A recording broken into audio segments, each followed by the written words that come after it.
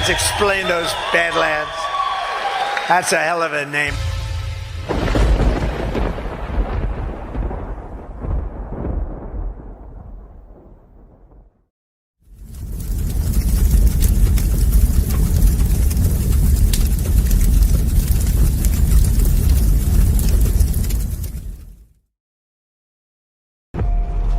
We were sleeping. I've been sleeping. I've been turning away from a truth I wanted not to face. There is a wound that won't heal at the center of the galaxy. There is a darkness reaching like rust into everything around us. We let it grow, and now it's here. How many men have you killed, my lord? I don't know. 50? 100?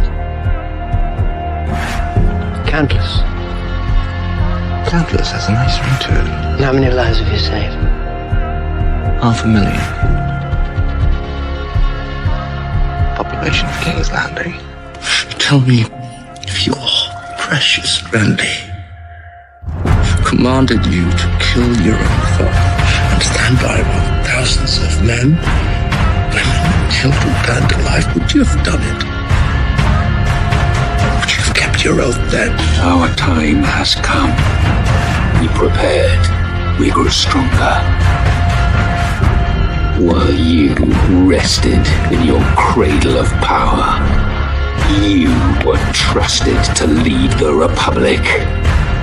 But you were deceived. You assumed no force could challenge you. And now, finally, we have returned. The visions are clear now. I see possible futures all at once. Our enemies are all around us. And in so many futures they prevail. But I do see a way. There is a narrow way through. It's not a prophecy. It's a story that you keep telling, but it's not their story, it's yours. They deserve to be led by one of their own. What your people did to this world is heartbreaking. We gave them something to hope for. That's not hope! We have survived by hiding from them, by running from them. But they are the gatekeepers. They are guarding all the doors, they are holding all the keys, which means that sooner or later, someone is going to have to fight them. I wish none of this had happened. So do all who live to see such times, but that is not for them to decide.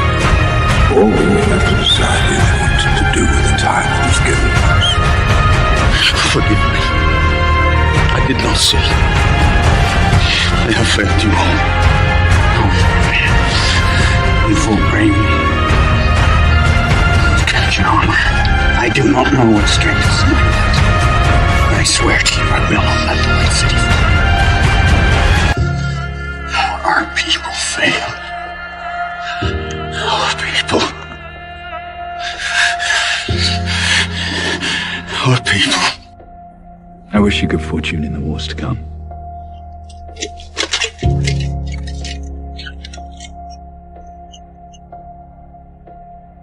And now it begins.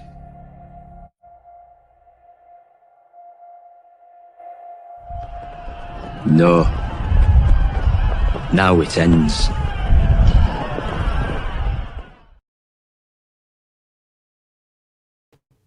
All right, guys, welcome to The Narrative, episode 56, Drip, Drip, Flood. I was surprised I did not name an episode that before, but I checked, and I did not. So this is the one. Thanks, Tom Terrific.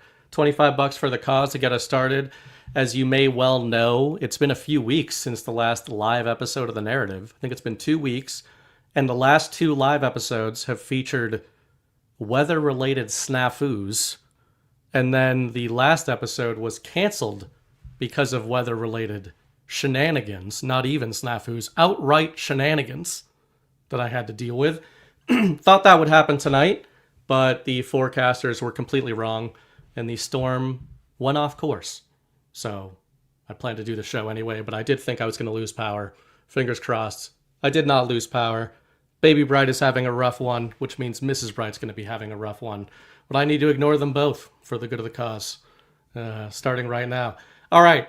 tonight, I know you guys have probably been watching shows or like following commentary on all this stuff that's going on out there, Epstein, and everybody's saying that they know what's going on and they're telling you the truth. But this is the show where we're going to tell you the truth. And the truth is that we don't know what's going on. But we're going to have a good discussion about the fact that we don't know what's going on.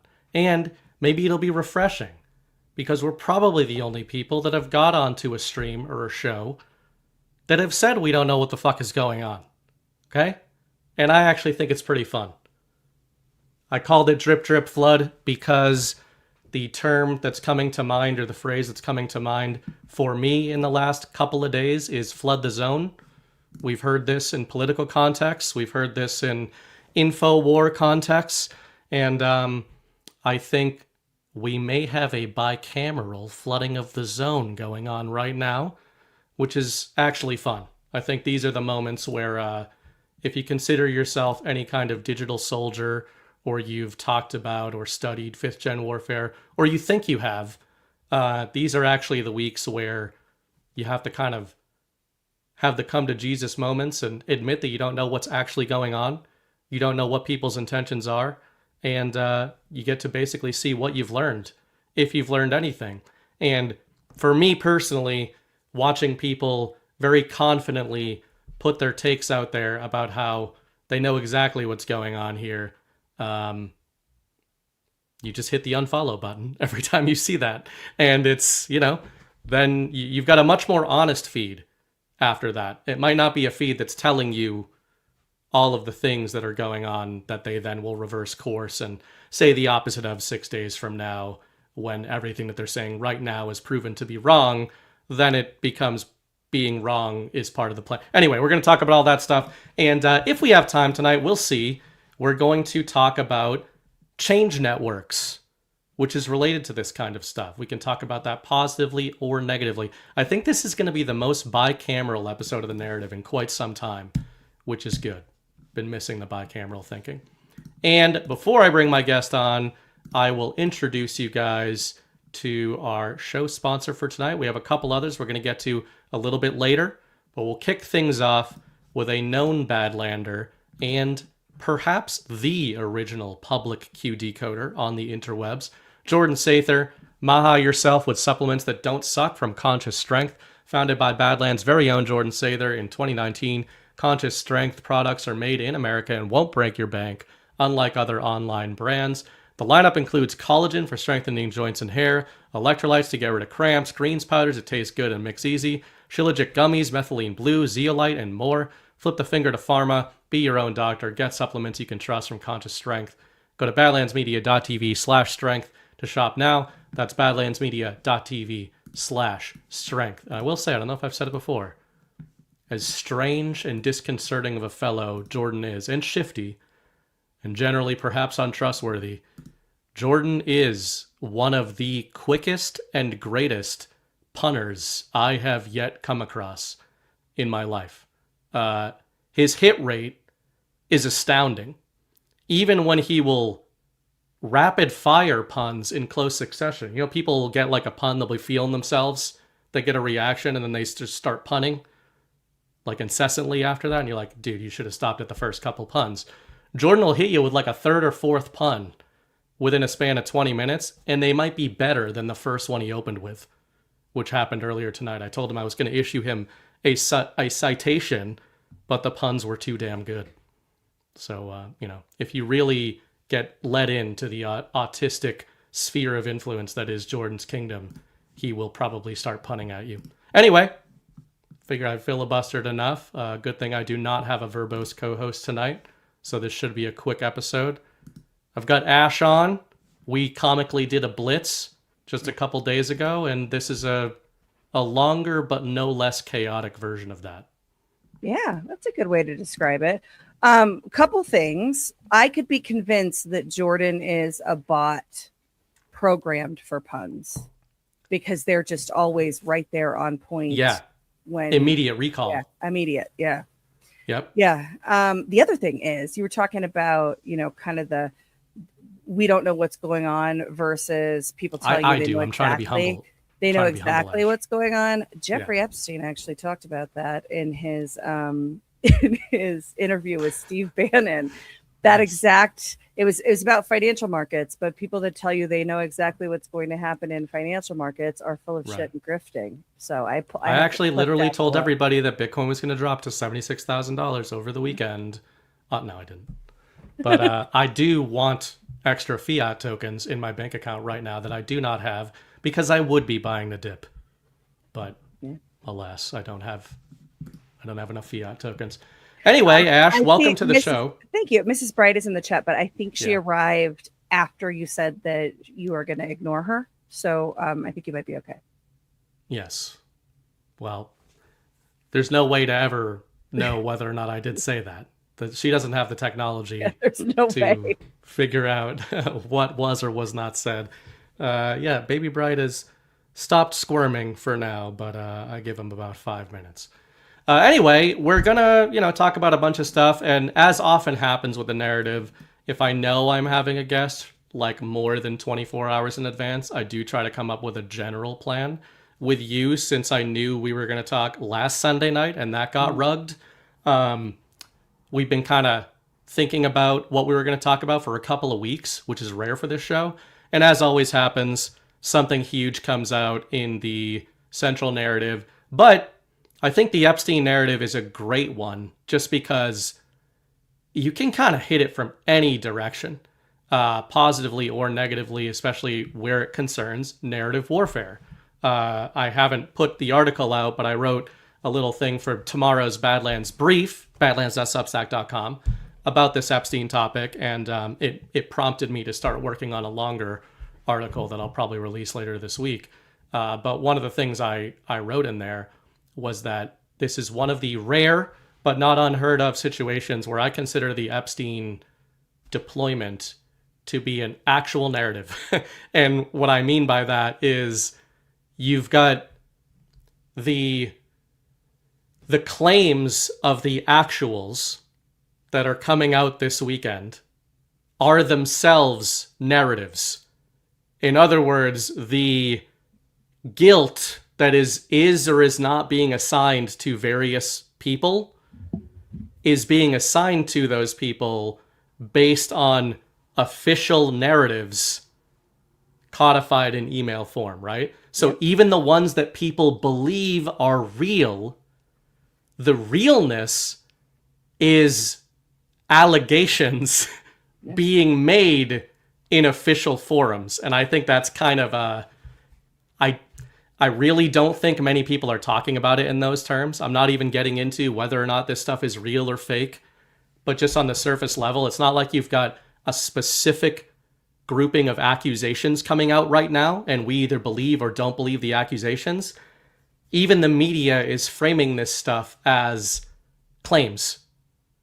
And I don't know, maybe that's an interesting way to start. I just think it's very surreal as somebody who was following the Q drops and Pizzagate and all that stuff a decade ago to see the mainstream media and the entire left retard sphere pushing the Epstein stuff even harder than Q people, while Q people are also tripling down on the same narrative. So don't know if that's good or bad, but good a place as any to start. Yeah, so there's a couple different buckets as far as I can tell. There are the emails that appear to be between Epstein and his associates, and then there's a set of communications allegations that are like tips that were sent to the FBI. And as I understand it, most of these were after 2019. These tips came in. So that's if you think about information poisoning a jury pool kind of thing, right? There's some of that. Obviously, the most salacious things are the ones that are going to go the most viral. And we've seen a lot of that. A lot of that appears to be the allegation side of things. Then there's all these other narratives coming up about the beautiful people, Elon Musk begging to go to the island, and some of the stuff that's come out about Trump. It's interesting. The timing of this whole thing is interesting to me and incredibly annoying because everybody was aligned and focused last week on election fraud. And now everybody's running around in circles. chasing their tails. The Steve Bannon footage has come down, at least part of it. There's a bunch of narratives happening around that. He's making a documentary. No, he was doing media training. No, he was, there's a bunch of stuff about narratives about that. And it is flooding the zone. Everything is now about Epstein again. And that happens a lot. Yeah, and that's why just what you said and what I said, this is a difficult narrative to try to put on rails. And by that, I don't even mean I want to control the conversation, but like organize a conversation about it. So I'm kind of going to abandon that because there are so many directions it goes in. But that's why I actually wanted to start with where you ended there, flood the zone. Before we start going down different rabbit holes, which we will and we should, about what things do or don't mean, about the Epstein op and all the different directions it goes in, I think that's a good place to start. I often flooding the zone. I mean, thanks for the rants tonight, guys. A bunch of generous people. I will obviously get to those. We'll get to those in the third part of the show. One of the things I've said for years, like ever since I started here, is that I use reverse indicators or negative indicators more than quote unquote positive indicators. And by that, I mean, I always instinctively find that I learn more or am prompted into better directions when I'm looking at quote unquote enemy narratives than allied narratives. It doesn't mean I ignore the stuff Donald Trump says. I mean, I always look at that stuff. I look at the narrative deployments of people I consider good or think to be good. But I just find that the most signal ends up being, what is the enemy saying? And, I've said before, you can't just play the opposite game. You can't just start with the opposite games and just be like, oh, well, anything the media is saying, just take the opposite of that. And that's probably the truth. Because in an info war, they're going to figure out that that's all you do too. Mm-hmm. So that's how they can get clever with that, right? If they think that you're just going to play the opposite game with everything they do, then they're just going to come out, right? We might be seeing a little bit of that coming home to roost right here, where several years ago, if anybody in the info war or in the MAGA world or in the Q world brought up Jeffrey Epstein, the overwhelming response among the central narrative and the media space was rejection, right? And now it's not. Now it's them pushing it in the other direction. But I find that I think a lot of like anons and truthers might be falling into traps with this stuff because they've been so eager for this to be the day where they're like, finally the media is talking about it. And it's a roundabout way of saying, where you ended there, flood the zone. The context in which the zone is being flooded, I think, is a big negative indicator of whether or not this current run of Epstein narrative is good or bad. And that's where I'm starting it with my analysis. How were things going in January 2026 from the perspective of our side of the info war? I agree with you that while the media space says it's been chaos, this community is like, Trump is on fucking fire with like the Trump movement, right? Like Venezuela, Pax Americana, region's responsibility, fuck the World Economic Forum, Somali fraud, Fulton County just broke on Friday, which might be the ultimate timing. And, when I say they're flooding the zone with Epstein, don't then play the opposite game on what people like John Harold or Chris Paul or anybody at Badlands has been saying about this to take it to mean we don't think there's anything there. I'm not speaking for them. I certainly think there's a there. I don't think you can create this much narrative smoke without any fire being there. I'm just saying, who deployed the narrative? It wasn't our side. And that's kind of why I think it's wise to tiptoe around this more than a lot of truthers are doing right now. Yeah, I mean, so who deployed this iteration of the narrative? Yeah, right. This chapter. Right, this chapter versus who brought the Epstein, kind of thing into the public mind to begin with. Well, that was Trump.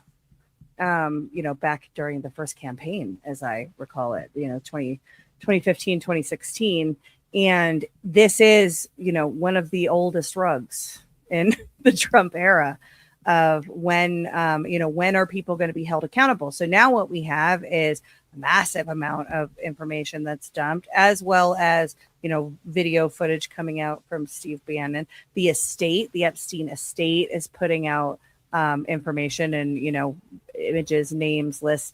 It wasn't that long ago that the demand for the Epstein files, we're never going to get anything, you're never going to see, right? Like that was, yeah, and then, right.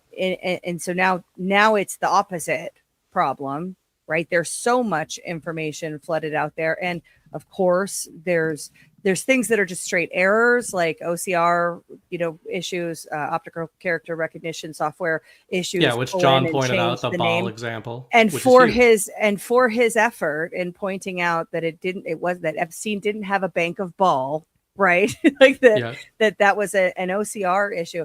For his effort, he was accused of being a traitor and protecting pedophiles. Yeah. Because people really want, they want, this is not about saving children. First and foremost, this is about people want to be right. They want to say, see, we were right about all of these horrible things that we said happened to children.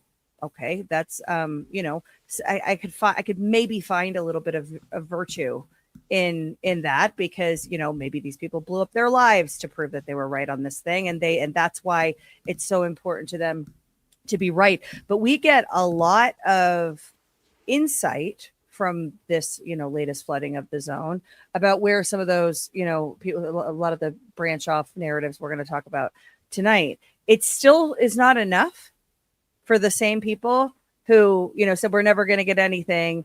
Oh, we're not getting the right things. Oh, it's not. Elon's out there. We have to release the videos with the victims blurred out. There's always going to be more, because this is like all of the other political issues where solving it takes its power away. And we don't want its power to go away, because it's a very effective op. And so it's going to, continue to burn cycles. Angie K pointed out in the chat that, I mentioned the Epstein begging to go to the party. So that was fake. It doesn't matter, because Elon? The Elon thing, it doesn't. I do think the truth matters. It's not what I'm saying. But in the context of this op, that Elon thing burned a ton of cycles in the narrative. It spawned a whole bunch of memes. And for the people who are, believe the headline, right? And that becomes truth for them, whatever the headline is. There's no amount. This is very fine people, right? There's no amount of new information that can dispute in their minds that, Elon is now compromised in that way. And that, from an InfoWars standpoint, if you believe in it had to be this way because we had to train the people to, be better discerning, particularly as the age of AI is coming and everything. We had to go through this so that people can be more discerning. Well, shit, guys, we're not in a great spot when a lot of the core InfoWar figures, the top voices and researchers, are getting hoodwinked all over again. Yeah, well said. And I think the John anecdote is an important one, because, the funny thing is, if you just assume that, let's say that there's a there again, and when I say that, I mean, what's underlying the theories about Epstein from everybody? The idea is not just that you have corrupt billionaires screwing around on islands. It's that you've got really depraved shit going on between those elites and children, right? That is the backstop. And I know people sometimes take offense to this, but the real depraved shit that Q people believe, and that I have believed, and that the Pizzagate sort of conspiracy web really sort of implies, or outright says, is not about 17-year-old girls. I'm not sitting here there's people that get butthurt about that. When I say that, I'm not sitting here being like, it's good to traffic 17-year-old girls to billionaires. What I'm saying is celebrities have been doing this shit on yachts forever. And 17-year-old girls have been doing this shit on yachts forever. Now, are some of them being trafficked against their will? For sure. And it's horrible. Sex trafficking has always been a thing. It's terrible. I want to root it out and get rid of it.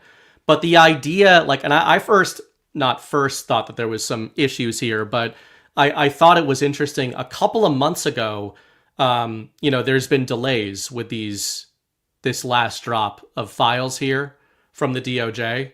And a couple of months ago, I actually thought that Bill Clinton's publicist was making some pretty based comments because there was like a trickle of stuff coming out of the DOJ. And a couple of months ago, there was a bunch of photos that came out of Bill Clinton on the island. The thing is, when people in this audience and in the Q community are talking about Bill Clinton on Epstein Island, they're talking about the real depraved shit. The stuff that came out was pictures of him in a pool near what looked to be girls who might have been young. And I think there was even evidence that some of them were like 17 or something at that time. Now, there's no direct evidence out of those photos. And again, cue the like 3 people who get really mad when you say there's no evidence of him doing anything with those 17-year-old girls. But the implication can be drawn there. But even then, everything that's been dripped and dripped out about this, any actuals about Epstein Island that have been touched on by the FBI or the DOJ or any of these files is talking about like 17-year-old or 16-year-old girls. The stuff Epstein was brought to court about a decade and more ago, was about that. What I'm saying is, it's people have in their mind like what the end game, the end state, or the bedrock foundation of the Epstein op was, the actual op, not the narrative op, which is mostly what we'll talk about tonight. The actual op, people have made up their mind of what it is. Yeah. It's a bunch of billionaires that are on an island, literally sacrificing children to Moloch. I am not making fun of you if you've thought that's what's going on, because I've thought that's what's going on. I think it's weird that they have a weird temple in the Caribbean. Like, I'm not even saying that wasn't what's going on. Yeah. But what I'm saying is anything that even Trump's DOJ has been willing to allege about Jeffrey Epstein doesn't even come close to the stuff that everybody was talking about with Pizzagate. Nothing comes close to it. The stuff that says that, to your point earlier, is all the post-2019 tip line emails or phone calls reported to the FBI, which can be true and impossible to verify, false and injected by people who are crazy, false and injected by people specifically to flood the zone and obscure the actuals to the point where now, I shouldn't say as viral, way more viral than any of the actual crimes that we're told Epstein committed, is the idea of babies being killed on a yacht and torn apart, and somebody getting raped by George Bush that was going super viral in the truth community, and there is no evidence at all of any of it. Not only is there no evidence of it, but the FBI isn't even treating it as a real, and I'm not saying the FBI is where we go for our truth. I'm just saying it's not like anybody connected to the Trump administration or the DOJ is saying that any of that is happening. They're like, it might start to give you, and this is something that a lot of like InfoWar people and truthers and Trump people are going to be upset about, but you might need to engage with the framing of, if Trump wasn't trying to bait them out with the Epstein narrative, if he was telling the truth, some version of the truth, when he called it a hoax over and over again, as John and Chris have most consistently signaled for years, this might give you an indication of why. Because if Trump is sitting there and he knows the DOJ is sitting on millions of files, and he knows that the most viral files are complete bullshit that nonetheless are considered actual official files, he knows what the result is going to be by releasing all that stuff into the wild, which is basically what we're getting right now. So, it's all just to say, going back to John and the ball comment there, John is looking for what is the truth here. I'm trying to find the truth, especially if it's the depraved, horrible shit that the truth community has been telling me for years and the Q community has been telling me. And the Q community's response is to light him on fire because he says something true about something they're lying about. Which is when you need to check your underlying premises, I think. Yeah. I mean, there's a lot packed in there. I have a question for you. So the release of this tranche of files came from the DOJ, right? From the Trump DOJ.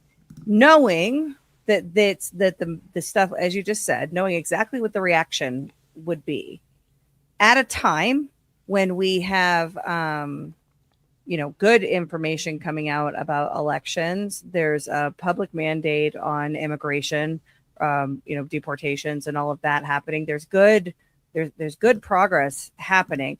What do you think, right? Because we don't know, but what do you think the intention is of the Trump DOJ? That's one of the notes I wrote down, and what I mentioned at this jump was bicameral flood the zone. And I don't even have a firm, again, the whole point here, I don't have a firm opinion, but I'm playing with the idea, are they caving to public pressure? And they're saying like, hey, our whole thing is being transparent, right? Like you can't, on that reading of things, you can't rail on the establishment and the corruption of the DOJ and then get in there, and you can't go on Joe Rogan a bunch of times if you're Kash Patel and Dan Bongino and be like, we're going to be the most transparent administration ever. And then you're just giving fodder to all of your opposition every time you're like, I mean, guys, we said we were going to be transparent. We didn't mean like for real though. Like, obviously we're not going to actually show you guys this stuff. Trust me, bro. And, G-Money has been saying this from the start. Like, he counts up the number of trust me bros. And it turns out that like the Trump administration is full of trust me bros. It's like, oh, no. When we said transparency, we meant them. We meant like the Biden administration was hiding stuff. We're not hiding anything. So they could be responding to that and be like, you fucking wanted it. Here you go. And I guess that's kind of where I lean. The other reading of it, so that flooding the zone theory would be they are like purging and saying, here it all is. Like, because I guarantee you, Ash, in 5 days, nobody's going to be talking about this because we'll be talking about something else. And that's something that nobody in this community wants to admit right now. But we will be. We won't be talking about this next week, which is why I better get that article out. But the other reading of it is the one that I think Elon is playing with a lot, to your point, when he's like, release the videos and release this and that. There is the reading that a lot of Q people believe, which is like, are there actuals here? And Trump and his allies know that the real, true actuals do not involve them. Yeah. So they are totally willing to bait the entire establishment and the left wing of this country, who never talked about this until now. Are they baiting them into being like, yeah, guys, make the Elon memes, make the Trump memes. Let's have let's see what this turns up on the actual level.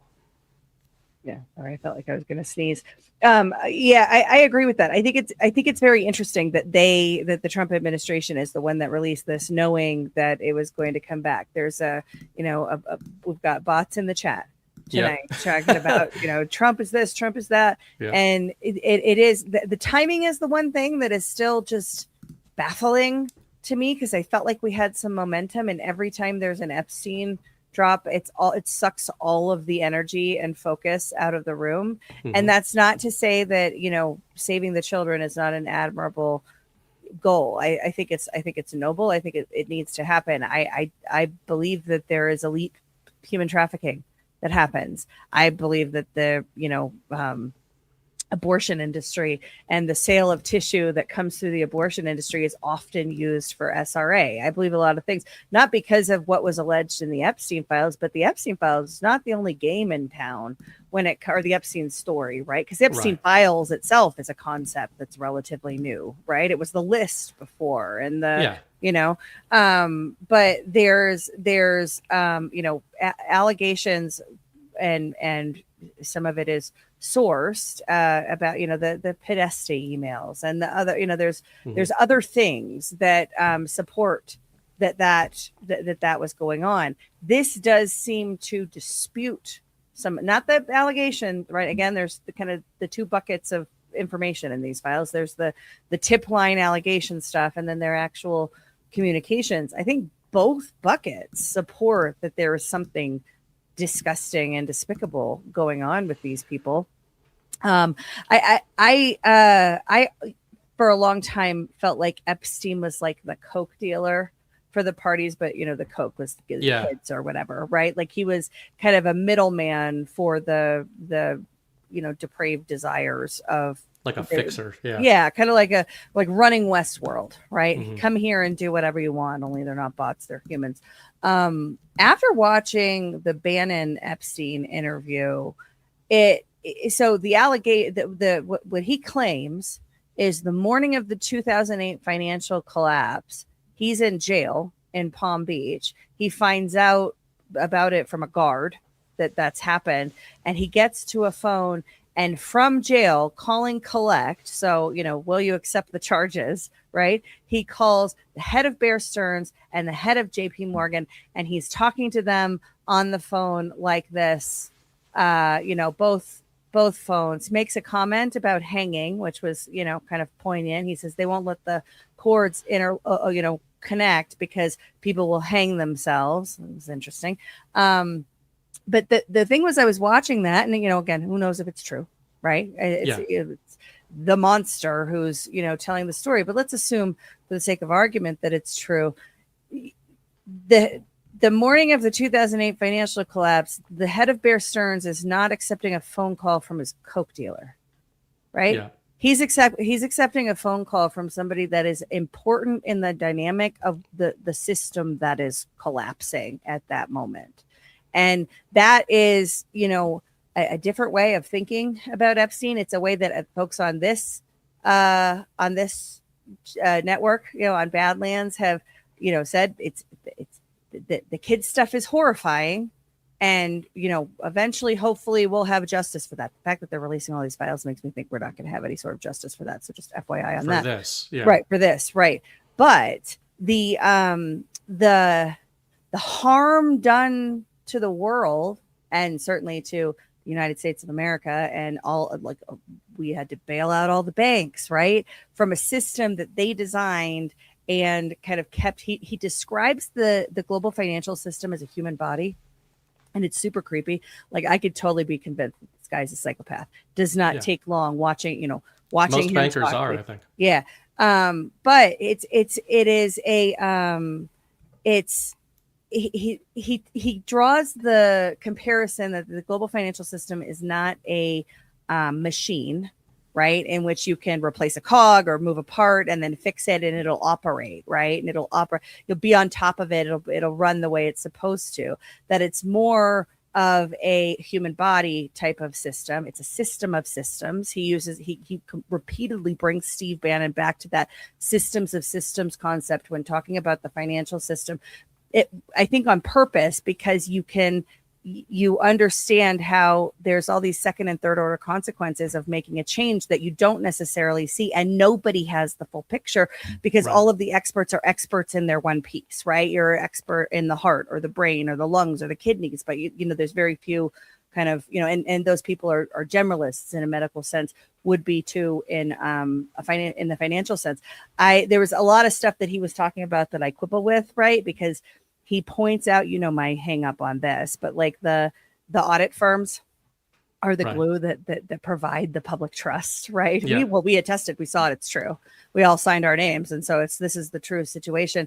Kind of glossed over that, but does point directly to them at one point. And the key takeaway was that this, like, for me, this guy was so embedded and so central, assuming again that his claim is true, so central that in the morning where their world is imploding, two of the most powerful people in the world, central to the scandal, took his call from prison. That is now, I have no doubt that they're also doing depraved shit, right? But the crime with the biggest blast radius of harm is what they did to the global financial system, and not just Epstein, but all of them, right? All of the globalists. So that's kind of where my head is at. And I hate that this story is hijacking all of the election fraud, focus, because we were on cloud nine last week when everybody was kind of like, hey, I think the election was maybe stolen, and now nobody cares anymore. Well, this is a tease for something that probably won't come out for a week or two, but I'm writing 2 articles, and one of them was prompted by a conversation in the Badlands chat, and Chris actually provided me the name that I'm going to use for it, but you just used one of the subnames. So it's going to be called The Cult of Morpheus. The subname is on the misappropriation of the Q drops and the hijacking of the Great Awakening. So if that doesn't rustle your jimmies, we'll get into that when I write it in a couple weeks. But I think that there's a way to, I think the Epstein narrative, to your point, is perhaps the best example of where we have to take seriously threats to attempt to hijack the quote-unquote Great Awakening and the info war, the Q drops, the Q movement. And that's not me saying, again, that there's no there. It's just, and this is, maybe we should get into the idea of poison pills, but I'll address the banking comment. I think that that's fascinating. I need to work my way through the Bannon footage. Ghost was talking about it a bunch last night in the chat. To your point, I think the reason, if some people are like, what does that matter if this stuff about the kids is true? I think to your point, it fundamentally alters what we, even in the truth community, have been told about Epstein, which is a few different things. For one, we've been told that his kind of primary role was as this procurer of children, etc., right? That's one layer. Another layer, if you're a little bit smarter in the info war, is you understand that if that is true, if he's procuring children and, facilitating depravity, let's put it that way, he is doing it on behalf of a criminal network in order to gather blackmail material on powerful individuals. I think most people in our audience are there, right? The point of the Epstein network, if it was real, if the crimes against children aspects of it are real, what's the point? The point of the clients is to commit crimes against children, obviously. The point of somebody who does cocaine is that they like to do fucking cocaine, right? Is the point of a cocaine dealer to proliferate the doing of cocaine? Only as a second order effect. Yeah. Their first order effect is to make money or gain power, right? So in a blackmail ring, what is the prime first order effect on Epstein is after? Power, control, influence over these kind of people. But then there's a third layer where you have to be able to go bicameral with this narrative, which hurts some people's feelings, and say, what if that isn't exactly true? What if what has been alleged about Epstein is not really what his primary role was? That isn't to say that anything that was alleged against him back at, that he's been charged for and everything was false. I agree with you that I think a lot of these people, bankers, elites, financiers, these people are depraved individuals, right? But that doesn't mean they're necessarily sacrificing babies to Moloch, right? They might be screwing around with some teenagers in the islands. Like, that's a tale as old as time.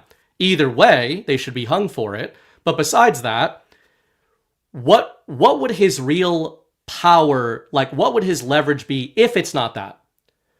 And I think when you're talking about this financial stuff, if Jeffrey Epstein was as threaded into the inner workings or knowledge of the inner workings of the US and global financial system, that is a heavy source of power and leverage, right? Because just look at mainstream examples of translations of global financial crises. Take 2008, for example. We've got the Hollywood versions of it. Oh man, The Big Short, right?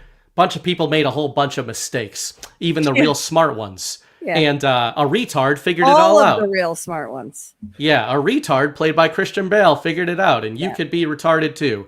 Now, Michael Burry, the real life Michael Burry, keeps shorting Tesla stock and all kinds of other things and being catastrophically wrong about everything he's said since The Big Short, which might tell you that that's more of a Hollywood movie than anything that happened in reality.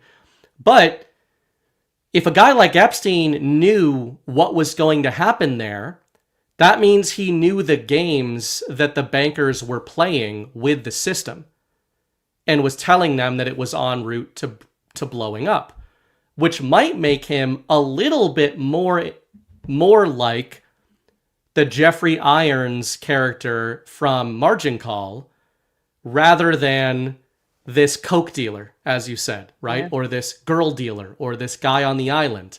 Like, if he was really a financier and he really knew what was coming, it's just to say there are motivations besides obfuscating crimes against children where very powerful people would want to poison the well on the Epstein network that don't even have to get into that stuff. The surface level financial corruption is the biggest, and to your point, I like the term you use, blast radius. The biggest blast radius crimes are those kind of crimes. So if all these people's money runs through Epsteinian accounts or touches them on some level, then that's quite a web of influence he could have wielded. And that gives you a lot of different motivations, a lot of different people with a lot of motivations to poison the well on his whole story. And there's another layer, which is the intelligence community aspect of this, and listening to just considering the scale, right? So if you think about the intelligence community's role in global drug trafficking, right? They keep it going. Largely seems to be that the super duper bad guys in the cartel world were inventions, just like terrorism, right? Inventions of the intelligence community to create a problem. So we're talking, let's take the more salacious side, the sex trafficking side of this. Very successfully sex trafficking all over the globe, selling children to elites. That's the story that we've been told. There is no universe in which the U.S. intelligence community is not aware of and involved in that. And of course, in 2008, in the trial, there were allegations of that, right? This is above my pay grade. We got to give this guy a sweetheart deal, asset, all those kinds of allegations that went around. That changes the game. So, we're going tricamerally now, right? Because there's the coke dealer side of things. Well, he's the guy that procures whatever you want. Gets and the goods. Gives you a space to, explore that however you want. That's horrifying. People can rightly get outraged about that. We want justice for it. Then there's the, guy is in the center of advising the most powerful bankers in the world. And on the morning of the biggest crisis in modernity, financial crisis in modernity, they're accepting his collect calls from prison. And the implication there is that he is, at least either an advisor, an architect, or whatever of this situation that we had in 2008. Again, the harm radius of the blast radius of harm of that crime, portfolio of crime, is larger than the sex trafficking. Morally, the sex trafficking is worse. The number of people who are harmed by the crime is worse with the financial system. Then you add in the intelligence aspect of this and the fact that he's effectively in both of these domains acting on behalf of a central government authority. Clandestine operates in the shadows, but enough to get your charges reduced or even dismissed, right? Enough to affect the outcome of justice for a portfolio of crime. And that becomes something very, very concerning, to the point where it lines up with all of these other things that we talk about. There has to be accountability for this, or we don't get out of it. If we're not honest about the US government's role in this horrifying situation, both alleged portfolios of crime, the really salacious and the just outright evil, destroy the United States of America. If those portfolios of crime were executed as a part of government operations, CIA, Mossad, Five Eyes, being government, even though they operate in the shadows, and every time they get caught doing something, it's the lone, there was a rogue CIA agent doing the thing that the CIA is always doing. But this, whenever they get caught, it's a rogue agent. That's a glimpse at the real enemy.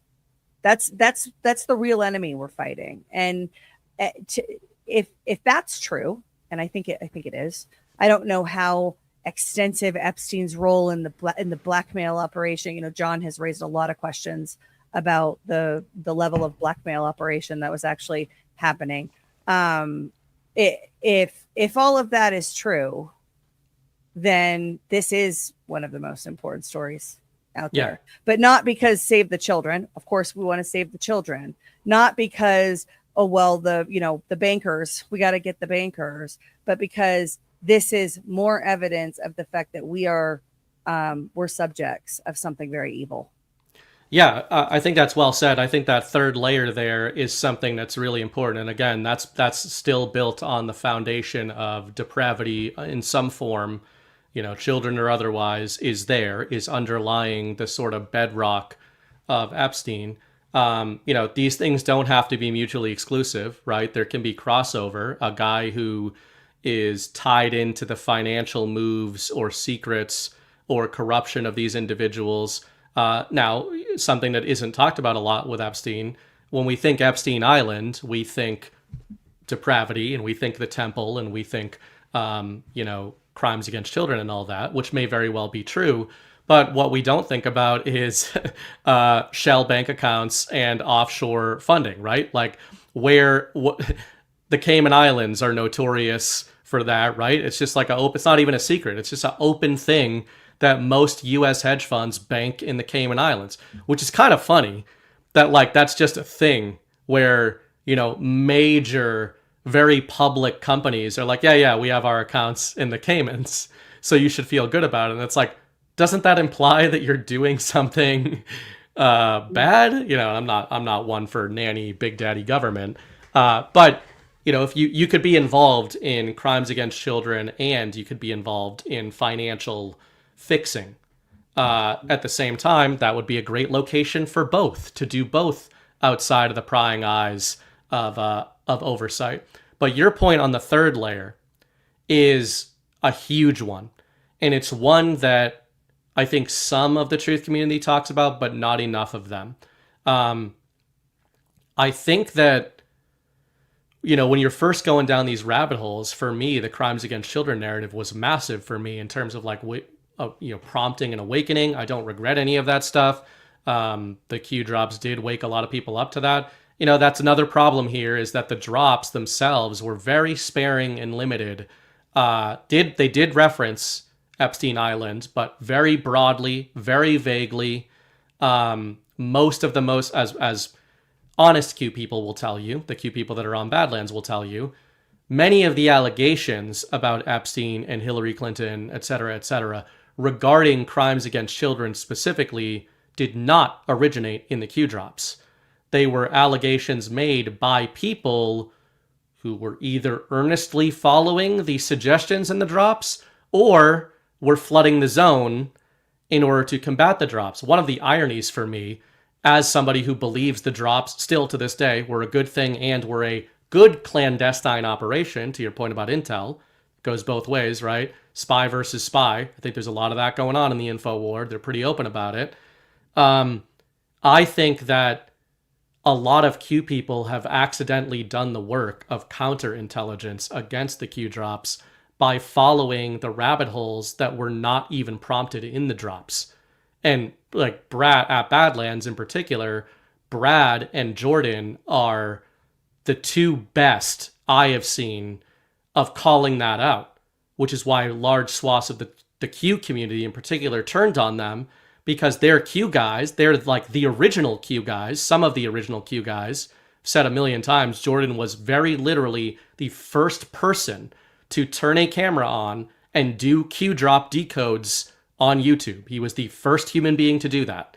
And the idea that half the Q community or more now hates him because when he sees people posting bank account ball, this was in the drop, whatever, the Q drops, and it's all true, it implies that this came from the drops when it didn't.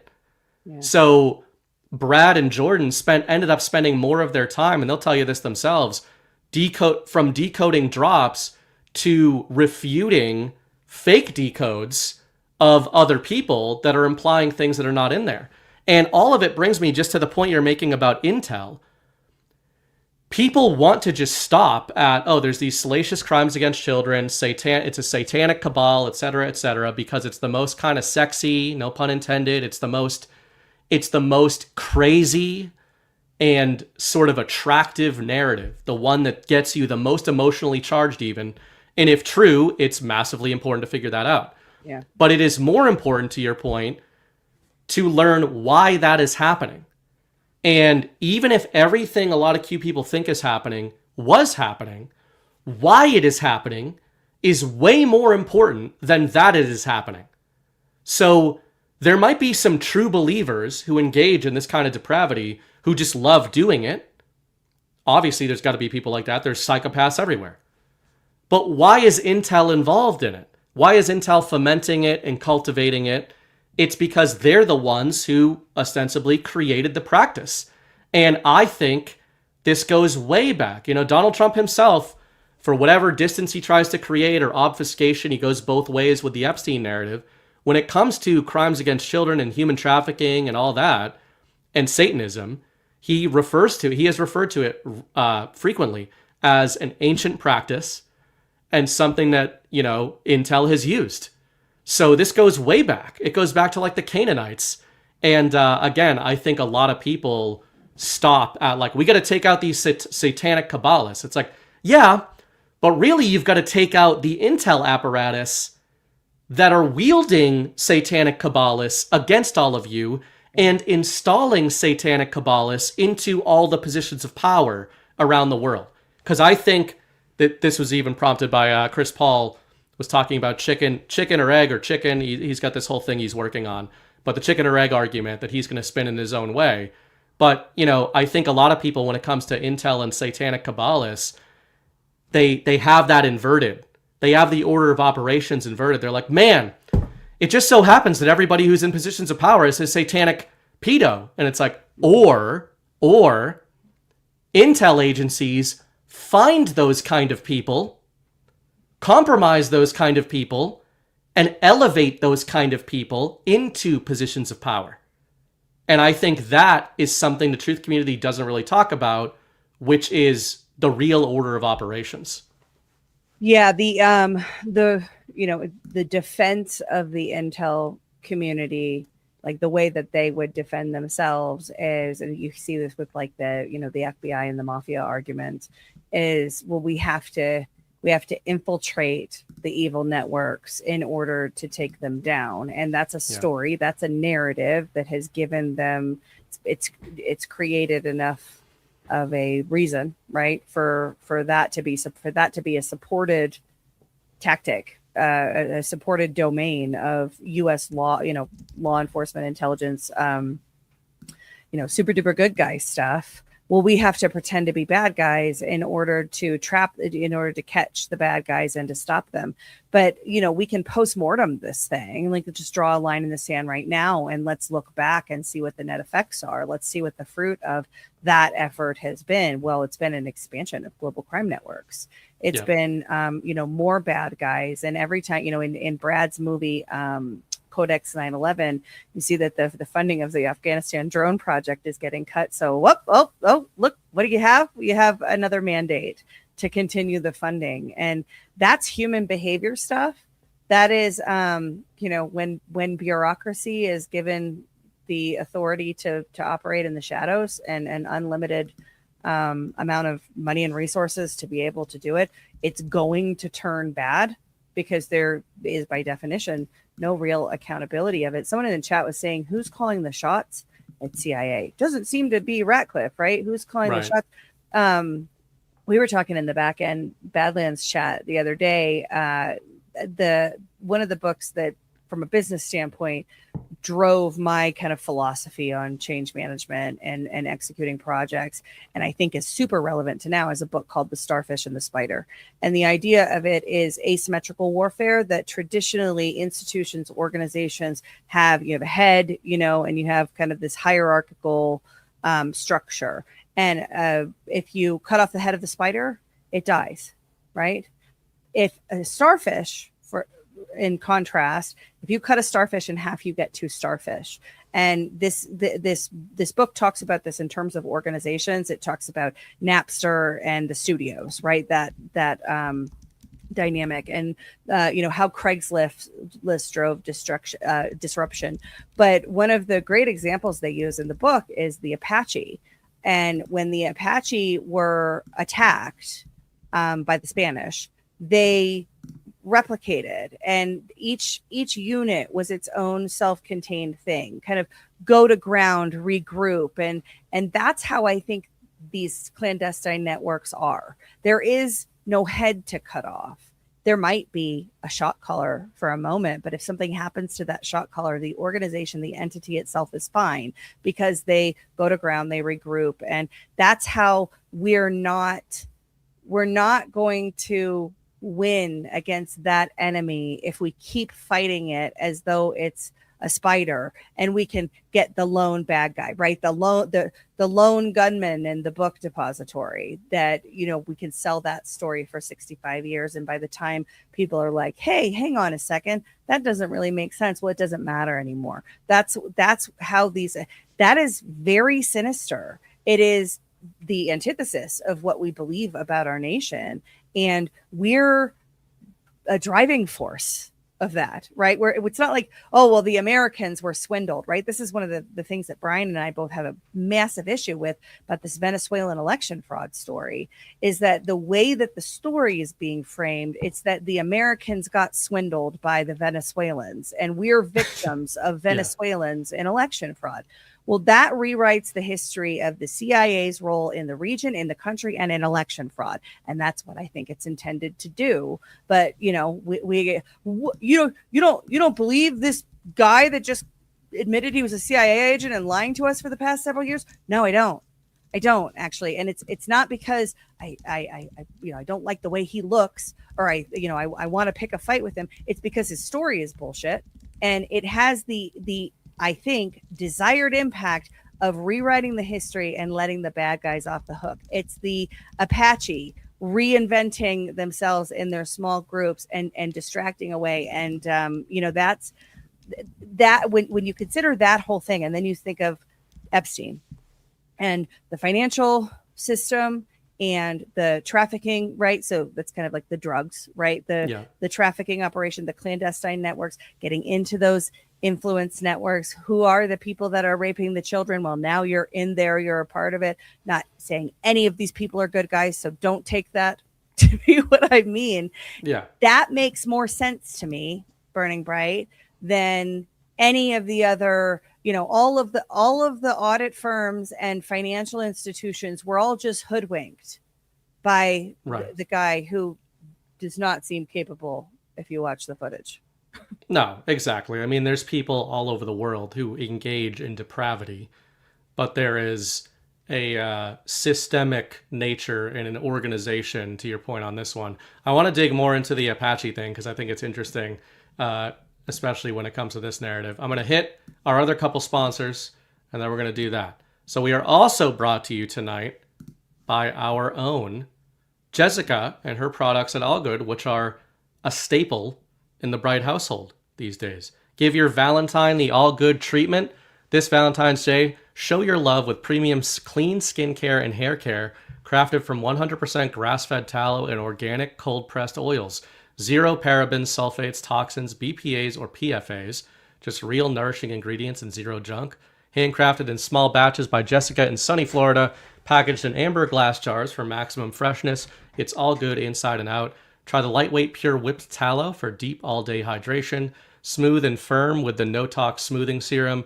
Revive your locks with the game-changing tallow hair mask for ultimate nourishment.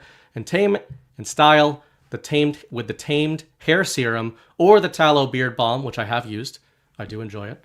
Longing for the sun? For a limited time, score a free sample of All Good's tallow sunscreen with any bundle purchase just by using the code BADLANDS at badlandsmedia.tv/allgood. That's badlandsmedia.tv/allgood. And while I love have Jessica's used hair mask. It's absolutely fantastic. I was just going to say, you're the second person. I was like, I have not used most All Good products, but I have used the beard tallow. I do enjoy it. It's good stuff. My German Shepherd tries to get it off of me. The dogs go hard at the tallow. Yeah. For sure. But like the hair mask, Mrs. Bright, I asked Mrs. Bright for an anecdote like a month ago on All Good, and she specifically said, as somebody who is very sparing with what she uses on her hair, she loves Jessica's hair mask. So No, I agree. And it is very, very deep moisture. And I live in a very dry state. So Jessica's hair mask is a staple in my house as well. You know what I think, Burning Bright? What? I think that your beard needs a soft disclosure beard brush. Well, it's funny you should mention that. The following ad is rated M for mature. Soft Disclosure wants you to get naked this Valentine's Day with limited edition his and her bundles that save you 20% off the individual retail prices. Proprietary oil infusions, grass-finished beef tallow, goat's milk from American goats, locally grown herbs and ingredients. Soft Disclosure is putting America First fruits on your skin. And for these sexy bundles, we've added an all-new boar's haired beard brush and a solid jade gua sha. And the reason I'm here is because Alpha doesn't know how to say these words. Gusha. His, hers. We need a moment to calm down. Don't hide your skin. Disclose it. Get naked this Valentine's Day with Soft Disclosure. Head over to softdisclosure.com and save 20% off individual retail prices with our his and hers customizable bundles, and use promo code NAKED to save 15% off the rest of the site. These statements have not been evaluated by the FDA. Promo code does not apply to bundle discounts. That might be our best. Well done by everybody who worked on that ad. And the products are great too. I used the beard oil. I used it tonight before showtime because I've just given up trimming my beard. So the only option left to me is just to try to keep it somewhat manageable. And these things help. Tallow, beard oil, it all helps. I have not used the brush though. I have to try it out like I'm a horse. It's how you'd calm down. Well, I'll be sending you one. The brushes are fantastic. We scoured the nation to try and find American-made beard brushes. It's not a thing, and it has to do with the wood and the availability of boar's hair, and there's way too much information about why. Import some boars. But we did find an American producer that ethically sources their beard brushes, and then they're the ones that do the engraving and all of that. So we're now supporting 6 American small businesses with Soft Disclosure. I cut it off at supporting 5 small businesses. Force multiply your dollars. Every dollar is you're impacting all of these businesses. It's fantastic. And Mr. Ashe in America loves the beard brush. That's his beard brush that I wouldn't have thought of using a brush, but I guess I'll give it a whirl. Yeah. Anyway, good stuff there. So wait, hang on a second. It's February 1st. You have 2 weeks to get a Valentine for your Valentine's Day present for Valentine's Day. Baby Bright woke up. He didn't make it. So, oh well. Got his molars coming in, I think. He's been teething just forever. When people talk about teething, I was like, oh yeah, it'll be a little phase. I didn't realize it's just a thing that just keeps going in perpetuity until all their teeth arrive. But I suppose that makes a lot of sense. All right, the Apaches you just mentioned. I think there's a few ways we can go with that. But one of the things it just made me think of, in the intro to this show, there's many of the coolest fantasy and genre fiction and or reality sort of snippets. And featured prominently are the Spartans from the movie 300. And I thought of them, strangely, when you were talking about the Apache, and people might think that's weird because I would not describe the Spartans as Apache-like. But maybe they are in some ways. Like when you think of the Spartans, you think of the shield wall, the phalanx. Basically, they were so well organized when they went into battle, not to mention well trained, each individual Spartan, that they were, speaking of force multipliers, Spartans are like the ultimate example of a force multiplier, right? The whole Battle of Thermopylae, whatever's real or not about that. I mean, whatever actual underlies the Battle of Thermopylae was badass enough to survive thousands of years of storytelling in which 300-ish guys held the hot gates against thousands and thousands of Persians. And the only way they could do that was through force multiplication, which I want to get to in a different way later on. But the reason I thought of the Apaches is funny because, on the one hand, you'd think that's not very Apache-like. That's like a very sounds like a centralized force. But that's not really what the Spartans were like. And I think of Greece, there was the wars, the Peloponnesian Wars, and you had the wars between Greece and the Persians and Xerxes. And that's basically as collectivist as it gets. And the irony is that I think one of the great strengths of Greece that allowed them to prevail against the Persians over a long period of time was the decentralization inherent in the Greek cities, the Greek city-states. I mean, modern precursor, or ancient precursor, I should say, to the United States idea. The idea being, while the Spartans are going to specialize so exhaustively in one direction to the point where they do not work with the Athenians and everybody else in Greece, and sometimes they even war with them. But the Athenians are going to focus on industry and shipbuilding and all this kind of like the Navy and everything. The Spartans are like the last guys you'd want to engage in a land battle with. And then it turns out that if you're this collectivist army that's like, hey, what's the optimal way for a giant nation to field an army? You may find the optimal way to do that with 1 million Persians, but the Greeks, through not trying to optimize, have accidentally optimized. Because you then get to Greece and you're like, all right, we can overwhelm the Spartans with sheer numbers, except then the Athenians hit you with the world's best armada at the time. And if you focus on the armada, the Spartans are going to hit you with the best land army ever created. And I guess it's just to say, if you had focused on trying to do all of it, you're not going to do any of it, right? So it's sort of that decentralization.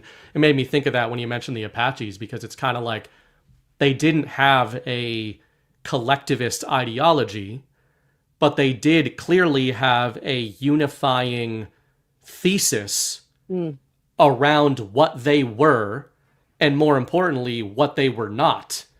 Because, and which I think is the only way that kind of a model works, which, I think people in chat were saying, but the American Revolution, was largely based, the tactics of, American revolutionaries in Boston, even though everybody else took credit for it, was based on the Apache warfighting system. So that decentralization, but unification in terms of, okay, we all agree that that's our enemy down there. Yeah. And the rest of this shit doesn't really matter. And the tactics of against the British that were used were, as I recall it, tactics that Washington and others had, kind of learned in the French and Indian War. Yep. And so, there's that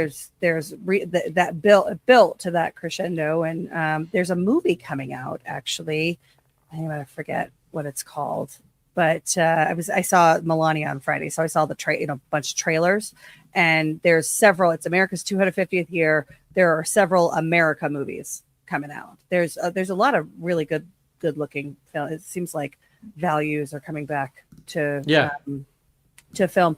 But one about George Washington's as a young man, and kind of his his origin story is coming out. There's another movie about Ben Franklin and the kind of pastors of that period of time called The Great Awakening. So movie about yeah. So good stuff. It didn't get made up in 2017, contrary to popular belief. But I want to read just the characteristics of the Apache as they're described in kind of this warfare, right? This starfish and the spider. How do you attack this kind of enemy? Because I think it's the right in my I've consumed this originally from a business standpoint for business resilience and the ability to adapt to whatever's coming. The decentralized model is better. It's kind of the premise of Agile, right? Is that you have self-contained autonomous teams that have all of the resources that they need to do the thing locally that they need to do. And they only have to escalate at certain points. So I think it's proper orientation, certainly in the info war, but I also think it describes the enemy, right? That if you think about like Prussiagate and the way that the Kingdom of Prussia and the big bad in that telling of the story is described, very similar. here. So these characteristics are leaderless by design after disruption. When Spanish forces killed Apache leaders, the society didn't collapse. Authority had already diffused outward to clans and local groups. So there was no central brain whose removal could end resistance. Second one is shared ideology over hierarchy. What unified the Apache wasn't a command structure or shared culture values, but a shared culture, values, and purpose. That common worldview allowed coordination without orders. And I think that too describes the founders in a sense, right? They didn't agree on everything. They had actually some visceral disagreements, but when it came to the ideology of liberty for fighting the British, they were aligned and able. It's why you had, the war looked different in different states, but the intention and goal of it was the same, right? Right. Resilience through decentralization. Individual bands could act independently. Destroying one group didn't weaken the whole, much like a starfish regrowing a lost arm. Adaptive and unpredictable. Because decisions were made locally, the Apache could rapidly change tactics, relocate, and respond to threats faster than rigid top-down enemies. And if you contrast it with the spider model, the Spanish military relied on clear chains of commands, kill the leader, disrupt the hierarchy, and the system faltered. That approach didn't work against the Apache. And I think that is true about us trying to fight globalism. I'm going to shatter the CIA and scatter it to the winds. Well, no, you're not, because you're trying to cut off its head, right? So that's, I don't know, that's kind of how I think it's bicameral in the sense that it describes both what we need to do to win as well as the enemy we're fighting. I'm glad you took it in this direction, because it's making me think, and people might be thinking, how can this relate to Epstein? Well, I think perfectly, actually, to this whole Epstein up. And by the way, shout out to Bastiat in the chat, who recommended a book that I just bookmarked, The Other Greeks by Victor Davis Hanson, who I am aware of. Victor Davis Hanson. I have not read any of his books. I have read a lot of his commentary. Trump actually often cites him. But this one, pretty interesting. That looks right up your alley. Yeah, pretty interesting premise here. For generations, scholars have focused on the rise of the Greek city-state and its brilliant cosmopolitan culture as the ultimate source of Western tradition. The passionate book leads us outside the city walls of the countryside, where the vast majority of the Greek citizenry lived, to find the true source of the cultural wealth of Greek civilization. Victor Hanson shows that the real Greek Revolution was not merely the rise of a free and democratic urban culture, but the historic innovation of the independent family farm. And, you're talking about the American system. And I think, it's again, like, I think the core of the American system, the guy who precedes this show on Sunday nights, Jonathan Drake, talks about this in extreme ways. But the idea of the American system, I think, is a perfect paradox. I use that framing a lot. It's the system of no system, or it's the open question: can you create a system of no system? Can you create a systemless system? I think you can, actually, and I think you're kind of hitting on it with these. When you're talking about the Apaches, again, we're not endorsing or decrying any specific group. It's more saying, why were the Apaches so difficult to defeat? Why were the Americans so difficult to defeat?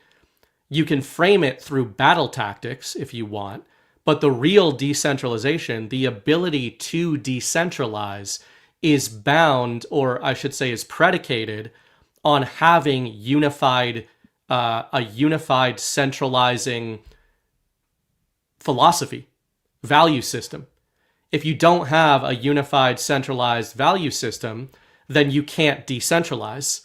And I think that's what you need, ironically, for decentralization, which is why decentralization is not an easy thing to create or engineer, right? Because if you're trying to engineer decentralization, you're trying to do it from a top-down manner, by definition. But if you do it from a bottom-up manner, you might actually get unification around the tenets of decentralization. So I think it's a good point when Bastiat brings up even the Greeks. I was talking about the city-states in these different cultures, subcultures within Greece, right? Like Spartan. If you were in Greece at that time, and you read any of these writings from the time, Spartans did not consider themselves having anything in common with Athenians.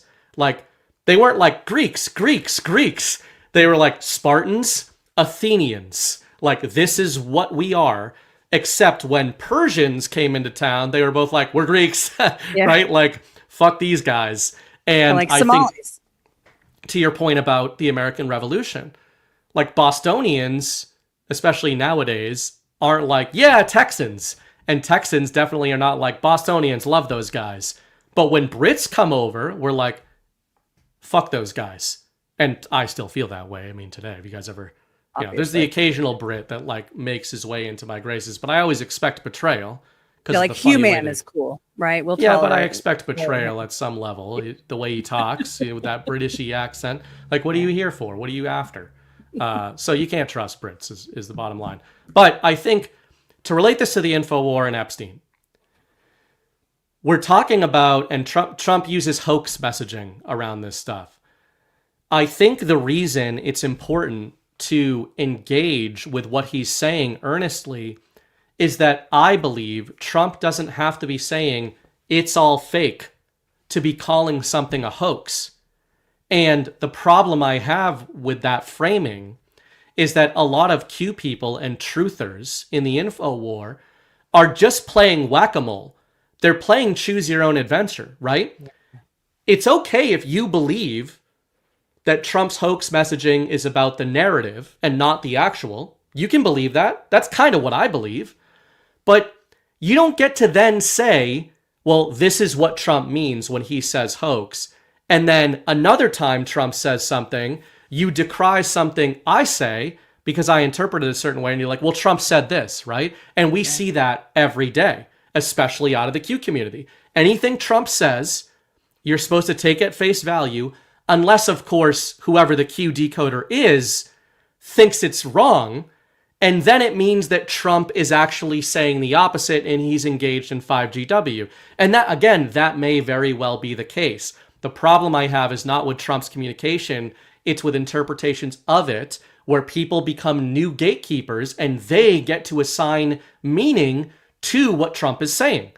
People know who follow me. I wrote the whole master series about the way Trump communicates. I love analyzing what he's saying, what I think he's saying, what he might not be saying. I do not pretend to know what he's trying to say. I look for patterns, right? Like I look for, hey, he's insulting Xi Jinping in August. Let's see if he starts pivoting in October. And, you know, if you're right about that, it might tell you in hindsight and in foresight for the next time he does it, Trump might be doing this with this narrative. But a lot of people in the truth community are so reactive about ideas they have held, specifically when it comes to Epstein, that they're not willing to consider Donald Trump might not be telling you that it's all fake. He might be telling you that there's a reason he's referring to it as a hoax. And the reason I thought of that when you mentioned the Apaches and decentralization is if you are a centralizing force and you want to invade a nation like the United States or the Apaches, how do you do it? You have to break up that value system. You have to undermine, either you have overwhelming centralized brute force and can just sweep over it, right? Which is possible with something like the Apaches. Or the term that many of us in the InfoWar have seen a million times, infiltration over invasion. Mm-hmm. Everybody in the Q community, everybody watching this show has heard that terminology, but they do not apply it to the area of battle they themselves are engaged in, which is the battlefield. Everyone watching this show knows that the InfoWar is the battlefield, which means if the enemy wants to defeat you on an InfoWar battlefield, and you are all unified behind the Q movement, MAGA, the truth movement, America First, whatever it is, this value system that we all kind of generally agree on, what would you do? Would you brute force attack that value system? They tried that for 10 years and it doesn't work. Yeah. It only makes us stronger. What you would do is you would infiltrate the narrative and attempt to poison the very narratives that this community holds as their rallying cries. Yeah. And, you know, people like John have been saying this forever. Chris has been saying this forever. It doesn't mean that Trump is telling you everything regarding Jeffrey Epstein is fake. But I do think it is worth considering, why is he telling you that this is a Democrat hoax? too many people completely dismiss it without understanding you're in an info war. You know people are trying to lie to you. Did it ever occur to you that the DOJ that has been obfuscating crimes against humanity since its inception might not be disclosing the whole truth and nothing but the truth when they release 3 million files that the most damaging allegations in them are against the people that you hold up as your paragons? Like, it's amazing that people don't think that that's a possibility. Yeah, it makes me, just hearing you describe it in that way makes me really eager to see what the news is in other domains other than Epstein this week, because, kind of watch what the other hand is doing. Again, this happened from the DOJ. I also think the Apache model, Burning Bright, doesn't work. So it wouldn't work if when, the scene leader is eliminated, they go to ground, they regroup, but they're waiting for the the new leader that rises in their place to kind of tell them what to think. That doesn't work. And I think that what our original mandate was in this era of Trump is we're taking power from Washington, D.C., and we're giving it back to you, the people. And the people are running around in circles chasing their tails in a lot of sense. And, I can be convinced that a lot of these things are tests for exactly that, right? Where's everybody at? Are they ready to govern yet? And it's, that's kind of a depressing way of looking at it, because it is still very much, what do we do now? What do we think? Well, Benny said, well, Emerald said, well, so-and-so said. So I guess that's what we think now. Yeah. And that's not the way. And to the point about, it only works with shared culture and shared ideology. That's what John Adams said at the founding of our nation. This only works for a morally upright kind of Christian worldview nation. You have to have that central, because it's so much liberty, right? We're putting guardrails in place so that the government's failed. And yesterday was the anniversary of the 13th Amendment passing the House. Today is when Lincoln signed it.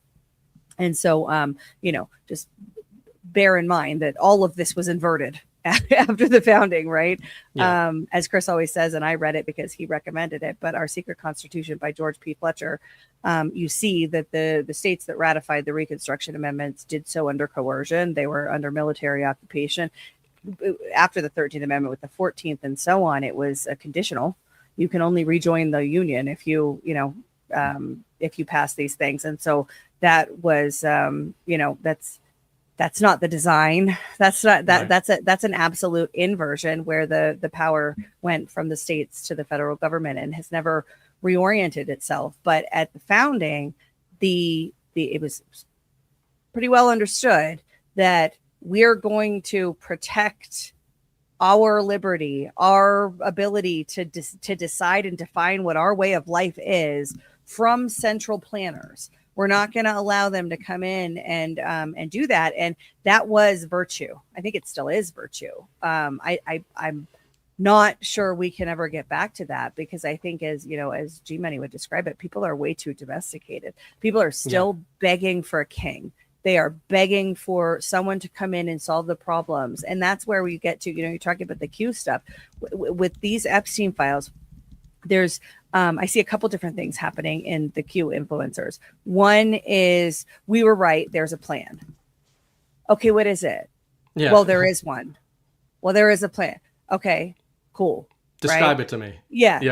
The other side of that is, oh my gosh, Epstein was Q. Have you seen this going around? Like, Epstein was Q, and he and Trump, Satoshi, I've heard as well. It's all of the promise of the golden age kinds of things are actually it's Epstein and Trump did the Q thing as sort of an Operation Trust. So you would think that everybody else was the bad guys, but not them who really are the bad guys. These people are running around in circles and chasing after wind. To what end? I can't figure out. What is the goal? Where are we going? right? Well, there's a plan for where we're going. Okay, where are we going though? Like, what is that plan? Because how can you agree with it if you don't know what it is? And why would you support it blindly without question when clearly supporting shit blindly without question is how the American people got into this to begin with?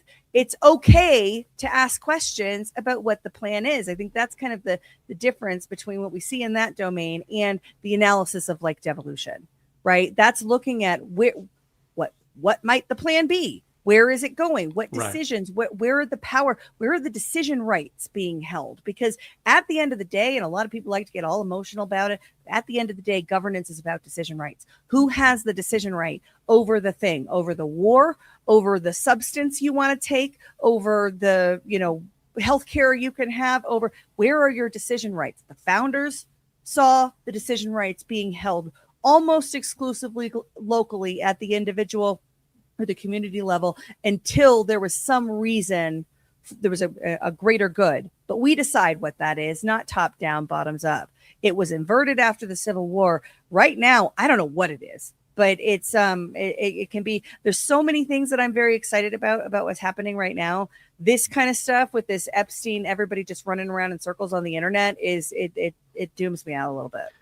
Well, I love the way you put that. First of all, as an aside, I can't help but notice that when so many America First and MAGA people bring up the founding, their favorite founding fathers, like, they all happen to be Boston boys.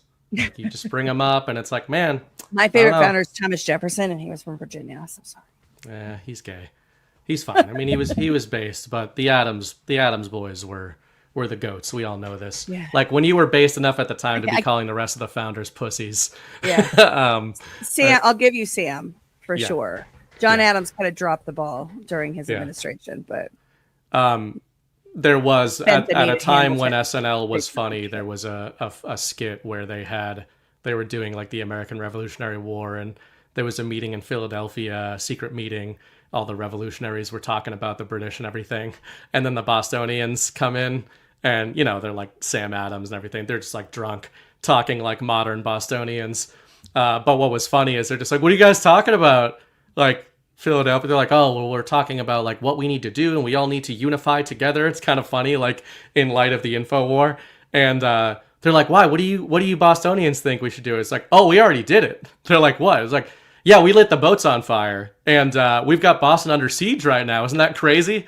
So, and I thought like it was a funny skit, but I also think it rewrites the American Revolution for a lot of Southerners, I will say. I like occasionally shitting on the lifelong conservatives in our audience who like to shit on Bostonians. But the thing about that is, like, there was a lot of people who talked a lot about doing a revolution, and then there was the people that were like, "We started it. Yeah. So what are you guys going to do?" And then the rest of the colonies either became total cuck bitches and, Tories, or they got on board and they were like, "Well, the British are going to attack all of us now." And many of them were furious with the Bostonians for doing that at the time, because they were like, "We weren't ready," right? Which the kind reading of that, the kind reading of that is that those guys really didn't think they were ready and they wanted to prepare. The not so kind reading of that is that they were trying to stall and delay on behalf of the guys they kept meeting with over in Britain.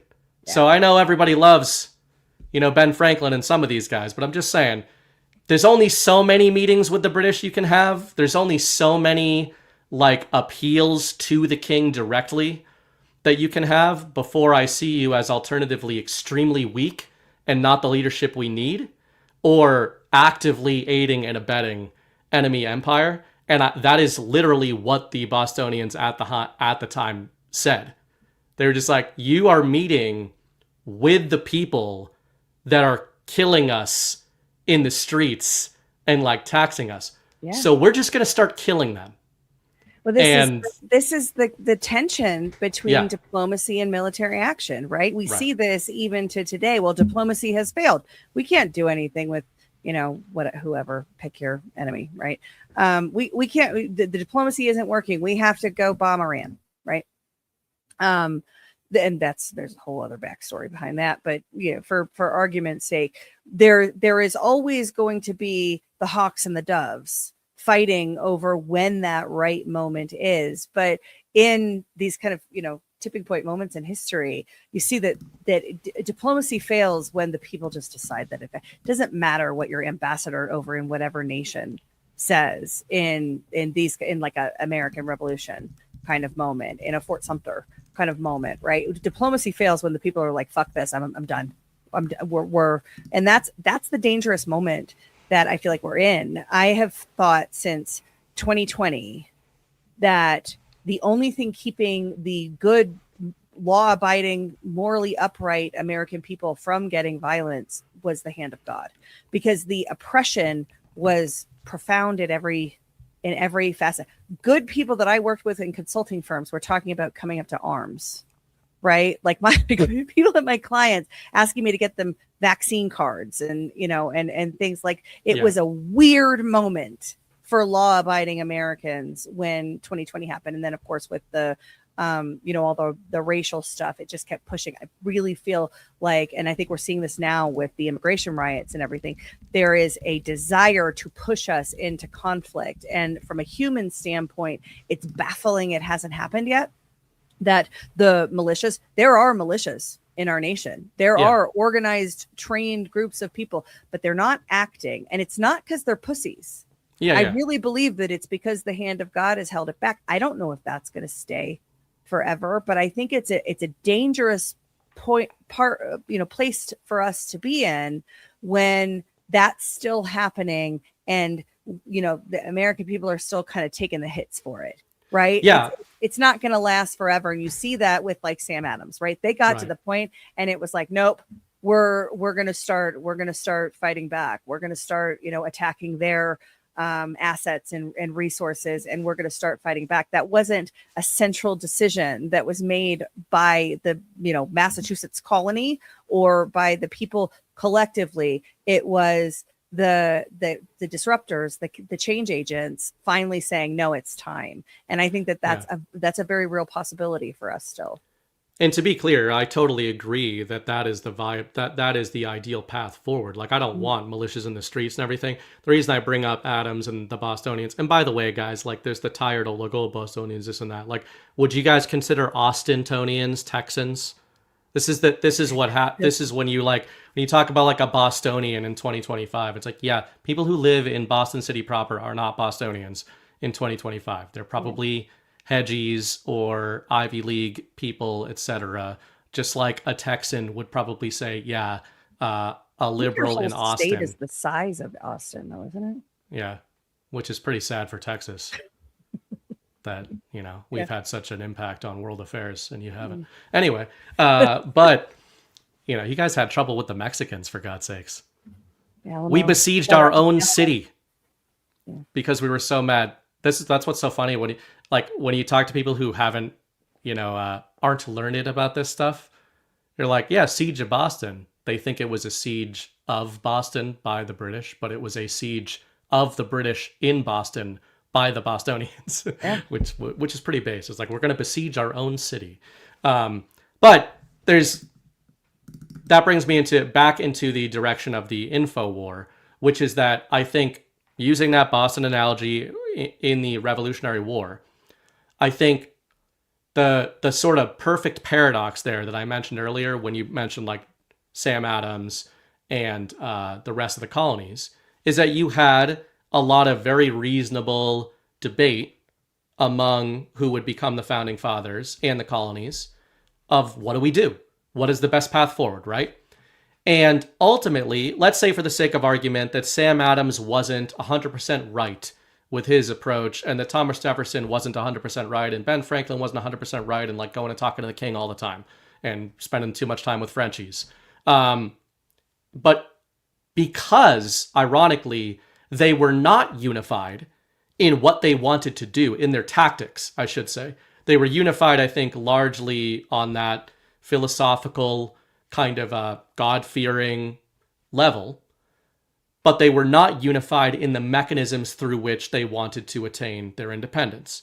Because of that, if you just think logistically I think one of the reasons, I'm sure Revolutionary War historians would tell you this, that one of the real problems the British had fighting the Americans wasn't just like the Americans fought really hard.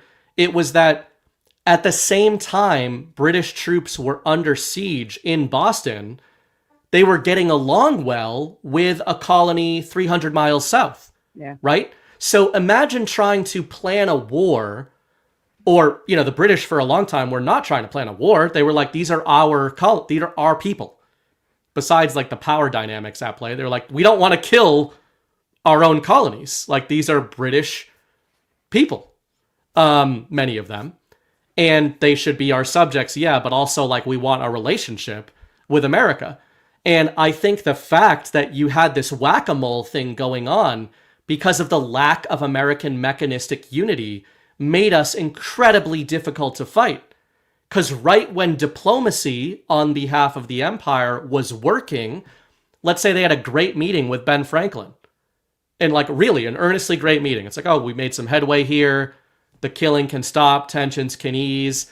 And then they get a letter that's like, dude, 18 days ago, your boys just like torched one of our ships. Yeah. So that might be a bad thing from the perspective of diplomacy, but it was a good thing if you're an accelerationist and you're like, I want the American, colonies to be independent. Now, I agree with you. So how do we apply that to the info war and use the Epstein thing as a cipher here? To me, we're not talking about kinetic conflict. We're talking about 5th gen warfare and info war. I think this is why Badlands went so hard on the topic of unity in 2024 and 2025, and why we were attacked so much for it. Because we are actually operating as a decentralized network, where everybody else pretends they want decentralization, but they actually all want to get on the same messaging as each other and to stop anybody on their side from saying anything they don't agree with.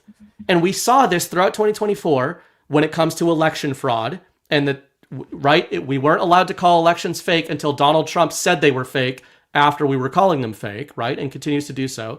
And bringing it back to Epstein, we're not allowed to say Trump might be onto something by telling you it's a hoax, because we might be disrupting the unity, even though you, the unity crowd, might be aiding and abetting the info op that is meant to undermine your movement. And I think that's what was going on at the colonies. And I think that's what the Adams were looking at. They're like, you guys are stalling out because you think that they're trying to work with you. But what they're trying to do is stall you out so that you never actually gain your independence. Yeah, I think that's spot on. And what as you're saying, what we see today, you have language about decentralization, language about giving power back to the people. But when it comes to wielding that power, people are looking around for consensus. Well, we have to make sure that we're all on the same page. And I don't want to, do anything in my state that's going to, upset what President Trump is trying to do in Minnesota or whatever. And that is the wrong mindset, because the power should be held locally. President Trump can only do so much to give back the power. At the end of this, I think it will be at the end of the Trump era, I think it will be well understood that he did everything he could to give the power back to the people. Whether or not the people take it and wield it effectively and become self-governed again is another matter entirely.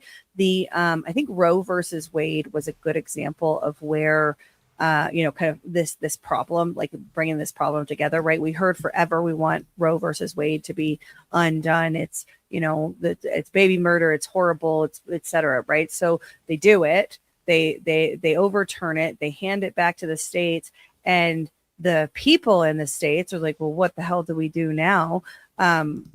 Change agents are crafting legislation. In my state, it became enshrined in our constitution, taxpayer-funded abortion. In some of the red states, it's becoming banned all over the place, right? But what do we see from the kind of punditry class on both sides? A desire to make it national again, because they want a national consensus around the issue. I understand it. I understand why you'd want to have a national consensus around the issue of abortion. If you believe that it's a woman's right to choose and a bodily autonomy issue, then that is profoundly important. That shouldn't vary from state to state. If you believe that it's life at conception, the moment that unique human DNA is formed, then this is a life liberty issue, right? We have a duty to protect it. The reality is that America is a group of 50 very different countries, essentially. And, I haven't been to all the states, but I've been to, I think, 46 states, and all very different. We have the right to be very different. And there are external forces, I would argue globalist forces, trying to make us all the same thing, trying to force us in as many ways as they can. It's okay for you guys to have different grocery stores, but you can't have different ideas. That is the antithesis of what this country was set out to be, right? We're supposed to have labs of democracy, right? Labs of ideas where you can try things and test them out. President Trump is moving us in that direction, back to that direction. Get the federal government, this national consensus, out of where it doesn't need to be and out of where it's unlawful for it to be, unconstitutional for it to be. The biggest problem that we have is that the people don't want that. The people want to be told what is moral and right? They want the government, whether it's at your state or your federal level, the majority of people want their view of morality to be enshrined in law, so everyone else has to follow it. And that is, I don't know what principle that is, but it's not an American principle, and it's not a Christian principle. I don't know what it is, but I think we have to fight it. Yeah, absolutely. And bringing it back to the info war and the truth community, and the Epstein narrative is a flashpoint for that. It's this extremely important, whether you think it's actual or narrative, it's extremely important to confront in either direction. It's clearly been weaponized, right? Like that should be not just bipartisan in the normie layers to say, but in the info war, to an audience like this, whatever you in the audience believe to be the truth underlying the Epstein op, if you do think there's any truth to it, it has been weaponized. The narrative has been weaponized. Now, it's either been weaponized because there's a lot of actuals there that are very bad for the establishment, so they're attempting to weaponize the narrative against Donald Trump, right? That's a logical reading. It's also possible that the narrative was weaponized from its inception and inserted into the truth community in order to inject poison pills into a movement that stands as Trump's greatest kind of strength, the greatest strength of the sort of MAGA movement. I don't think we've ever seen anything like this in modernity in a good way. I mean, where there is, sure, there are people who, for political reasons, like or dislike Donald Trump, but there's a reason the media freaks out about his quote-unquote cult of personality, because they recognize that there is an underlying belief system to a lot of Trump supporters that they've never seen before.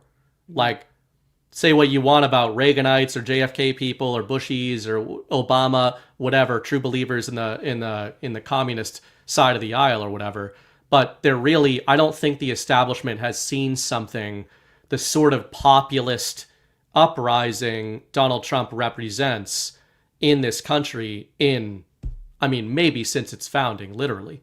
Again, that doesn't mean that he's like this paragon or a deity or anything, but I think that there's a reason you would want to disrupt that sort of real unity, which is a unity around these ideals that Donald Trump represents, the ideals of populism, of nationalism, of decentralization, ironically, which is why, again, we push back so hard on the subject of unity. And Chris Paul often refers to this as consensus formation. John and him talk about that a lot on Saturday nights. It's like, if you find yourself being a quote-unquote truther or a Q influencer or something like that, and you admit that you don't actually know what the plan is in detail, right? You might think you know what it is in broad strokes. It's okay if you don't know what it is in detail. None of us do, even if you think there is a plan. But you'll say that, and then immediately attack like an infection, any hint of disruption within the truth community, anybody that steps out of line from your consensus protocol, while admitting that you don't know what the truth is, solely because these people are threatening the plan, and what you really mean is they're threatening consensus. They are threatening the consensus story that you make your money on. Because a lot of these people is the only fucking thing saying Epstein, Epstein, Epstein 50 times a night and talking about crimes against children and, posting Bible verses, which, by the way, real subtle rebrand, guys. Like, you did shows for 3 years without talking about Bible verses, and now it's all you do on social media. Like, okay, I see you motherfuckers. But, anyway, there's all of that. There's a clear branding that goes on. And you'll find out when you ask any of these fucktards, the first thing about, hey, Trump, like, we would agree that Trump and the Q drops and the truth movement and the plan probably wants to change the financial system, right? And we would agree that it probably wants to go anti-globalism, right? And we would agree that it wants to, reform the election system, right? Or do away with it. Like, yeah. You're not going to get much pushback there. Well, what have you learned about each of those systems? Nothing. Yeah. Nothing. If you ask them about the banking system, they don't know anything about it. Banking bad. Like, okay, what about the era of free banking that Donald Trump is very clearly and very obviously and provably bringing back to the United States? Is banking still bad? Because Donald Trump's best friends are all bankers, by the way, because he's bringing back free banking, obviously, and free enterprise. So if you think banking bad, you're a retard, and you haven't actually learned anything that Trump or the drops would have prompted you into learning. American US dollar bad. Really? Why can't Trump shut up about the fact that his driving goal is to strengthen the US dollar? If US dollar bad. It's because fiat currency bad, right? So learn about these things. And many people have done the work here, and I'll hand this off to you by saying one of the things you said on the back end this week regarding Epstein was proof of work. Like a lot of people, whatever the truth is with Epstein, a lot of truthers this week are elucidating or revealing the fact that they have not done the work to understand the logic behind any of the theories they have, which is why when you ask them about any of these theories, they don't know what to say, and they immediately appeal to the authority of either Q drops that didn't say this, or more likely, influencers who very confidently say things that they have no idea about because it's the only thing they've spent any time learning about. Yeah, so banking is a great example. It's an interesting kind of run the scenarios of what are we trying to do. So banking bad. Okay, we need to end global banking. Okay. So when new sex trafficking rings pop up and they're using clandestine networks to send money, how are we going to identify those things? Where are the suspicious activity reports? Where are the enforcement mechanisms within any sort of ecosystem to combat those networks of criminality, really horrible criminality, the raping of children that everybody wants to end? That's not going to end because everybody just decides it's bad. Everybody already believes it's bad, except the people that are doing it, right? But one of the mechanisms that we have to understand those things is, the banking systems. So then you can get into, well, we just need to have an immutable ledger, right? And this is where we go with G money. It's, you're not going to be able to have criminality in our immutable ledger, are you? Well, it hasn't stopped it yet.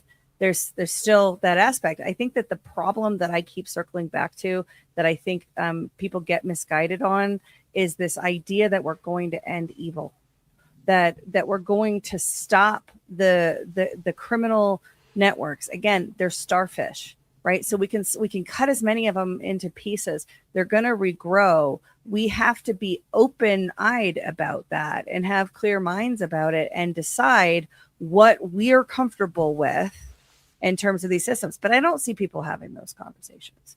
I see, like you're talking about, banking bad. We have to end the bankers. Well, I generally agree with the sentiment. Yeah. Right. But it comes down to the how. And this is what I argue with G Money about all the time. Right. Because I love his utopian vision of the future, but how we get there is a very important question. Go back to the 13th Amendment we were talking about. Abolishing slavery is important. It's an imperative. We have to do it from a human standpoint because it's so important and the cause is so just. So by any means necessary, we need to end slavery. Well, the means that was chosen was inverting the Constitution and destroying what the Republic really was. And it was wrapped in the virtue of abolishing slavery, which is a net good. That's imperative. Agree, it's an imperative. Had to do it, right?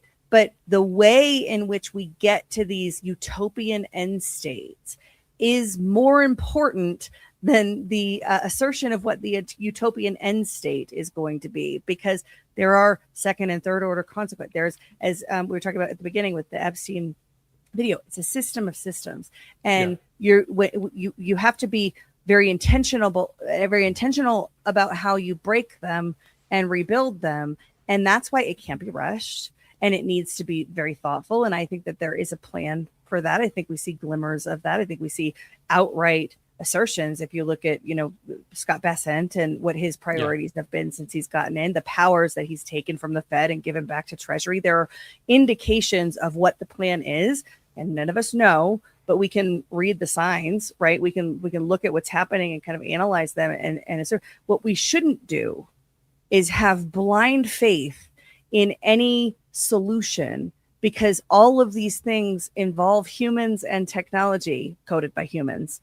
And there is no tool that's going to abolish evil. There are only guardrails and principles that we can put in place, but then it's up to us to enforce them and hold those lines, which we've notoriously been terrible at doing. Yeah, I agree with all of that. And that's, on Bitcoin as one example, and many of these, specifically when it comes to technology or systems, to your point. My opinion on those things is as tools and weapons. Like, basically, I'm open to arguments of why such and such weapons are present us with a better chance to fight against centralized control. Because to your point, for example, something like Bitcoin, when people are saying, "Oh, it's gonna end corruption," I don't agree with that. I agree with you. I mean, people they were calling it paper Bitcoin summer last year because the Wall Street got involved in Bitcoin. They figured out how to create paper derivatives on top of Bitcoin. This is the same argument that Bitcoiners have been leveraging against gold and silver bugs for a decade, which is like, well, hey, if gold and silver are immutable, then how did they create a paper system papered over it? Well, they can do that with anything, right? They can do that with anything that is valuable. The difference would be, okay, do we have technologies, or are there technologies that, while they can be used for corruption, make it more difficult to do these kinds of things? I would argue that Bitcoin is one of them. It doesn't make it impossible, but there is a ledger that at the very least says there are 21 million units of this thing. Now, how many organizations claim they have X number of those units is where we get into paper Bitcoin and derivatives, et cetera, et cetera. But when it comes to things like gold and silver and US dollars, you can just print them, right? So whoever's Cantillon effect, whoever's closest to the printer, controls the printer. Bitcoin, gold, and silver are objectively more freedom-minded technologies than fiat currency by virtue of we literally cannot have access to fiat currency without it being granted to us in that way. So there's that. And I would argue, too, the idea of something like Bitcoin as opposed to gold and silver is that we have no idea how much of those things there are in the world. One of the things that gold and silver people do not talk about, which I have been one, is the inflation rate of gold is 2% a year. The supply, I mean, not the price. The supply is 2% a year. That's when it was not a $30 trillion asset. What do you think the inflation rate of the supply is going to be now that it's a $30 trillion asset? Now gold mining is going to become way more valuable. What happens then? The gold market gets flooded with gold supply because gold is, maybe it's scarce, but we also have no idea how much there is. And getting away even from money, the internet is a really interesting thing to think about because there are so many ways it's been weaponized against us. But I also am of the opinion that it has allowed us to, it's like it's a bicameral cipher. It's a two-way mirror. It's also allowed for this decentralization. Like you can use it to force multiply centralization, but you can also use it to force multiply decentralization. And those are the technologies I think are the most interesting. Stuff like the internet, stuff like Bitcoin, stuff like AI. They have overwhelming power projection capabilities that are bad, but they also have overwhelming decentralization capabilities. And I think the reason I'm in favor of those technologies in general, all of those broad technologies, is the faster technology moves, I think the better for decentralization. Because if you just think about in first principles, the slower things move, the slower information moves, the slower money moves, the easier it is to bottleneck and centralize and control. And bringing it back to Epstein and the info war, it's annoying that in the age of digital reality, things can be manufactured. We don't know what's real and fake. With the advent and acceleration of AI, that's way crazier now. Like every passing day, we don't even know what's real and what's not in the emails. Never mind, do we not know if the emails are saying anything real? We don't even know if they are real. We don't know if the DOJ is hoodwinking us. We don't know if the DOJ got hoodwinked. We don't know any of that.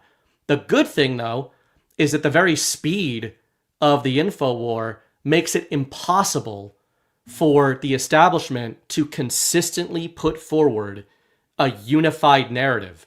And I think even on Epstein, just like the truth community is having a lot of trouble forming consensus on this topic, so is the establishment. Like, try to find a consensus out of the establishment media about what the truth is about Epstein. They just want to say, like, Trump's in the files. Like, you mean the files that you said were a hoax? And that Trump said was a hoax? So, like, which way does this go? Yeah, I want to go back to what you were saying about Bitcoin, gold, and silver, and the kind of valuation of these things. What is the supply? We know the supply of Bitcoin, but for all three, and assets generally, the public trust about these things is delivered through attestation, and that is, to me, like, it's one of, I've talked about when Michael Saylor talked about this with strategy, that I had to pick up my jaw off the floor, because one of the things that I thought we were solving for was the trusted third party, the authority of the trusted third party. That's in the initial white paper, right? It's a premise. Yeah. And at the Bitcoin conference in Las Vegas last year, Michael Saylor stood on the stage and he was asked about proof of reserves. Show us how much Bitcoin you really have. How are we going to see it? Are we going to get the wallet addresses? How are we going to do this proof of reserves things to see that what you're asserting you have, you really have? And he stood on that stage and said, well, I've talked to all of the experts, and what we're going to do is we're going to bring in a Big Four audit firm, and we're going to show them what we have in our wallets. And then we're all going to sign our names down on the line that says that this is what the truth is. And we're all checking and balancing each other. And so it's going to be, just as good as if you had the ability to look on chain and verify for yourself what the company that claims to have the most Bitcoin in the world actually has, what it says it has. Right. That was a moment for me where it was like, holy shit, maybe this thing was co-opted, and I've, you and I have gone back and forth. I think the most I've ever pissed you off is when I said that Bitcoin was potentially a Prussian plot, the forking of Bitcoin. I certainly think Prussians could use it. Well, I even like engaging with that because, to me, like, we're using Bitcoin as an example, but I could say gold as well. One of the ironies of gold, and I'm not even shitting on it, by the way, is, you know why the gold price is running up, everybody? Because the central banks are buying it. Yeah. So, like, that's okay. I don't think that that's actually an argument against gold. But gold bugs do. So it's kind of this contradiction that you're pointing out about Bitcoiners with strategy, which I agree with, of like, okay, proof of reserves, proof of work, not your keys, not your coins, but like, trust me, bro. There's a lot of trust me, bro going on, but people, but only in the institutions. For the Right. for the individuals, you're going to have full transparency. Right. But the institutions, they're going to deal in attestation, and that to me is a massive red flag about the future, because the public, the attestation firms, the big four audit firms, and the smaller players, a lot of these entities have been around since the 19th century. They have been the authorities over public trust. The capital markets are what they are because we say so, and we're the most trusted entities around, and we've been doing this forever. They are at the root of why we shouldn't have public trust in capital markets. And yet, if at the end of this transformation program they retain their power, we have failed, in my opinion. I'm not convinced that that's what's going to happen. I think that might be kind of more of a final boss type of thing, but it is something I'm watching, and I don't have emotional, I don't have an emotional position on Bitcoin or gold or any of these things. I just want to know what's true. And I want public trust to be grounded in truth, not in pinky promises. I totally agree. And that's why, ironically, your arguments in my mind bolster why I believe in Bitcoin. And it's not to say there's no bullshit layered over it, just like there's a lot of bullshit in gold, etc. But for me, like, I think of these things from an accelerationist lens and from the lens of what is the power projection capability of these things? What is, or I should say, as a sovereign individual or a hopeful would-be sovereign individual, how can I use these things? And that, to me, is the biggest value add for a technology like Bitcoin, just like a lot of gold bugs in our audience would say, if you don't, not your keys, not your keys, not your coin is the Bitcoin saying, but really that comes from a lot of gold and silver bugs. Like, if you don't hold it, you don't own it. And a lot of people figure that out, right? Like, people that hold shares on the COMEX do not have any silver. Mm-hmm. They own claims to somebody else's claims on silver. And if you believe the derivatives stories out there, there could be 100 or 500 paper claims for every real ounce of silver. So you can self-custody those things, and you can self-custody Bitcoin. And, again, that's why they're very similar technologies. That's why I do think that the argument that it's digital, its easiest argument is it's digital gold, is true. That means, central bankers use gold. Central bankers are going to use Bitcoin. One of the issues I actually have with a lot of Bitcoin maximalists is that they're like super angry at bankers and strategies of the world. Like, let's say, worst case scenario, strategy is playing derivatives games and word games and Prussian games with Bitcoin. Why are they doing that? Because Bitcoin's valuable and powerful. And it's a technology that they want a significant share. They either want a significant share of the control of, which you can't control, contrary to what XR people say, but I mean the supply. They want a significant amount of control over that, just like bankers want control over gold. Or, alternatively, they effectively want to short it and crash it and reduce faith in it, to your point. Though this is why my negative rabbit trails end up becoming positive ones, because that is a reason to believe in what they're trying to destroy, right? Like, if they are trying to play games with these things, then those things present threats to them. And I would say that as well with the info war. Again, coming back to the decentralization of information, anons, citizen journalists, all this kind of stuff. If you are unifying on like a narrative level around specific topics, and the Bitcoin example would be like, this is the only way you can Bitcoin. And if you don't Bitcoin this way, then you're not a true Bitcoin maximalist. And it's like, okay, well, enjoy, Bitcoin being this cute little technology project that never has any meaningful capital flow into it, that the entire value base. And again, this is gold people, most of them don't get this, but like, gold is not $5,000 an ounce because a bunch of your friends bought it. It's $5,000 an ounce because JP Morgan bought it. Yeah. right? Like, it's kind of the paradox at the heart of these things. Like, I want real money, but I want my real money to be really, really valuable. Yeah. And it's like, well, for your real money to be really, really valuable, a lot of fake money needs to go into it. And who has all the fake money? All the worst people in the world. So this is where, like, you could kind of go back to the age-old refrain of, like, first they fight you, then they eventually join you, right, on how it all goes. But I think Bitcoin's, like, bullshit phase accelerating is kind of a marker of it growing up a bit and being like, it's gotten big enough to earn the eye of Sauron, and the banks are now like, see how you can fuck that up for us. Yeah, no, I think it's right. Whatever happened to auditing the Federal Reserve or the Fort Knox? We have the gold, right? The Q drops told me. Federal Reserve is never going to happen. We just need to end that shit. But the right. Fort Knox, at the beginning of Trump's second administration, we were talking quite a bit about it, and then that story just went away. Remember, Elon was going to go in there with Doge, like the Q drops at one point.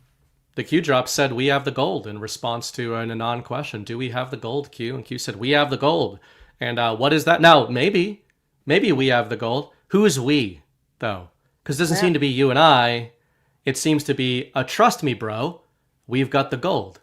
So, and again, it's just the reason I like shitting on gold people and Bitcoiner and like everything is because they'll be like, Bitcoiners are doing trust me, bro stuff. And it's like, you are trusting that the US has your gold because Q said it in a Q&A 10 years ago. Even though Donald Trump refuses to conduct a public audit about this stuff. And if you want to use first principles and you say, why would he not want to disclose that audit? You don't need to go down a rabbit hole of Donald Trump as a bad guy. You could go down a logical rabbit hole and say, if, as is very likely the case, we do not, in fact, have the gold, disclosing that could be catastrophic for the very economy that Donald Trump has inherited and is trying to pilot out of this mess. Which, bringing this back to Epstein, instead of playing seventh dimensional chess with the Epstein files, which many of us have done, myself included, what if, this is going to be crazy, so just hold on to your seat. What if Trump is telling the truth about the Epstein stuff, and he knows that explaining that to his base, who vehemently believes something very different to what he is saying, would be extremely damaging to his movement. Like, he has said this himself, but it certainly made me want to reevaluate. And again, I think there's shades of gray here. There's a lot of gradients. I think Trump calling Epstein a hoax doesn't have to mean it's all fake. It can just mean what my base thinks is going on here was not stuff I said, as John's been banging this drum for years, as has Chris, but John very publicly has been banging this drum. The only people who don't believe Donald Trump right now is his audience. And, you might have taken a wrong turn somewhere if that's where you're at. Yeah, just to, put a fine point on the Epstein thing, outsized focus right now. Maybe it's not outsized. Maybe it's just the right size of focus on the Epstein files that are coming out. There is a lot of people running around in circles, but everybody that I know that's, maxis about the Epstein story, right? That's their cause. That's their issue. Well, they've all watched the Bannon Epstein interview. And you know what that is? It's 2 hours of education on the financial system and how messed up the global financial system is. And we come away from that, see on X and the internet broadly, people saying, oh, that was just nonsense. He didn't say anything of value in that interview. And what I think they mean is he didn't talk about raping children in that interview. And he does not. He doesn't get into, Steve Bannon at one point says people that commit the types of crimes that you commit, referring to crimes against children. He's talking about were you in solitary for your protection? We hear that child molesters go into prison and get murdered, right? Like that was kind of the context of that. That's the only time it comes up in 2 hours. What you hear is just how manipulated things were. And I think that one of the most interesting parts of that is Epstein saying, and again, the guy is a obvious psychopath, I think, clearly manipulative and a great communicator, right? He sounds not like the smartest person in the room, but I think he's also attempting to make the story accessible. So he's dumbing it down and he's using metaphors, and it comes across as very kind of trusted advisor, consultant language, the way that he speaks. So it didn't bother me all that much. But he's talking about how they're kind of making it up as they go, right? There's systems that have been in place for hundreds of years, but there are decisions being made right now, and a lot of those decisions are incentivized in ways that have nothing to do with the people whose money they're actually messing with, right? Right. And that was very interesting to me, that in this moment of everybody talking about Epstein, Steve Bannon wrote my favorite speech. Steve Bannon, Stephen Miller wrote the 2017 inauguration speech, which I think is the strategy statement for what we're doing.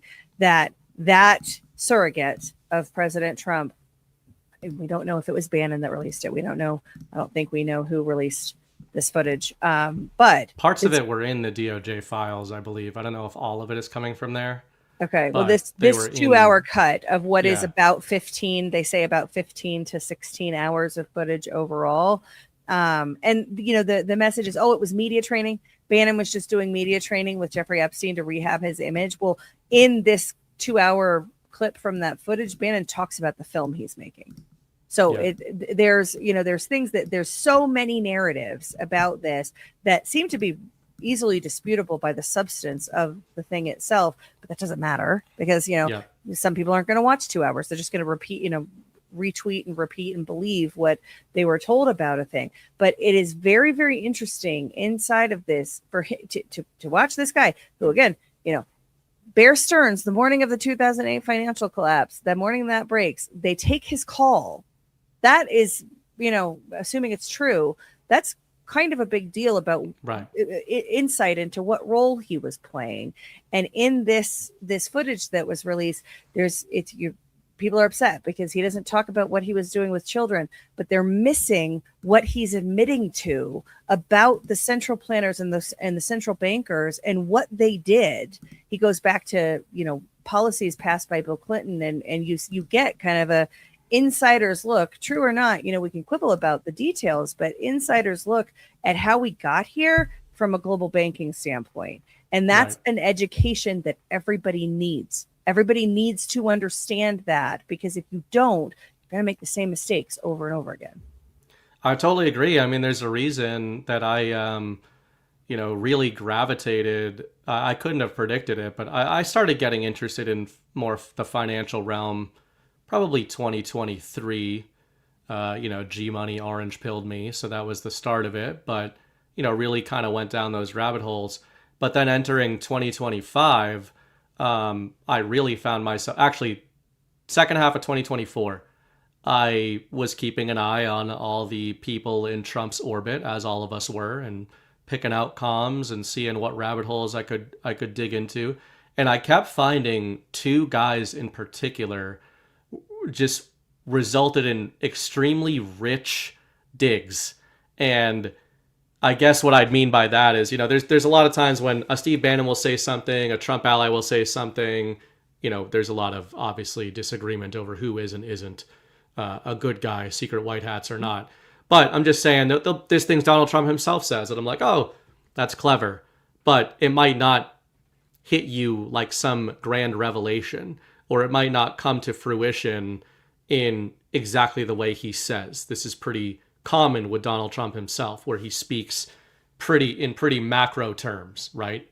He's talking 10 years ago about ending globalist hegemony, and I believed him, but you can't map that on a week-to-week basis. You've got to kind of zoom out, and then it's like, whoa, wow, 10 years later, Davos, we've got, the Trump administration walking in there. Two figures I was going to bring up, speaking of Davos, are Howard Lutnick and Scott Besson. So and I actually tweeted out an excerpt from my Scott Besson article that I wrote in October last year, and it got more views last weekend than it did when I wrote it last year and debuted it, to like the tune of 3-1 or something like that. Bless you. And, you know, it just made me realize one of the things the Q Drops talks about is like news unlocks, you know, future news unlocks past drops. But taking that principle and applying it to the InfoWar writ large, I was writing about Scott Besson in 2024 and Howard Lutnick. And the reason isn't because I'm some genius, it was because I listened to what they said. Yeah. And when they were sitting down for interviews, I was like, holy shit. I kept going. You saw me in the Badlands chat every week being like, did you guys see the Besson interview? Because what I found was these guys are not politicians and they don't use political speak. They just tell you what they're going to do. Yeah. And they do it in intricate detail. And they have been doing everything Scott Besson and Howard Lutnick have been saying. So if you guys want like the cheat code of what is Trump going to do with the economy like this year and next year and whatever, like literally just listen to Scott Besson. Yeah. He tells you this every week, every day. You don't have to follow the comms. You don't have to use seventh dimensional chess.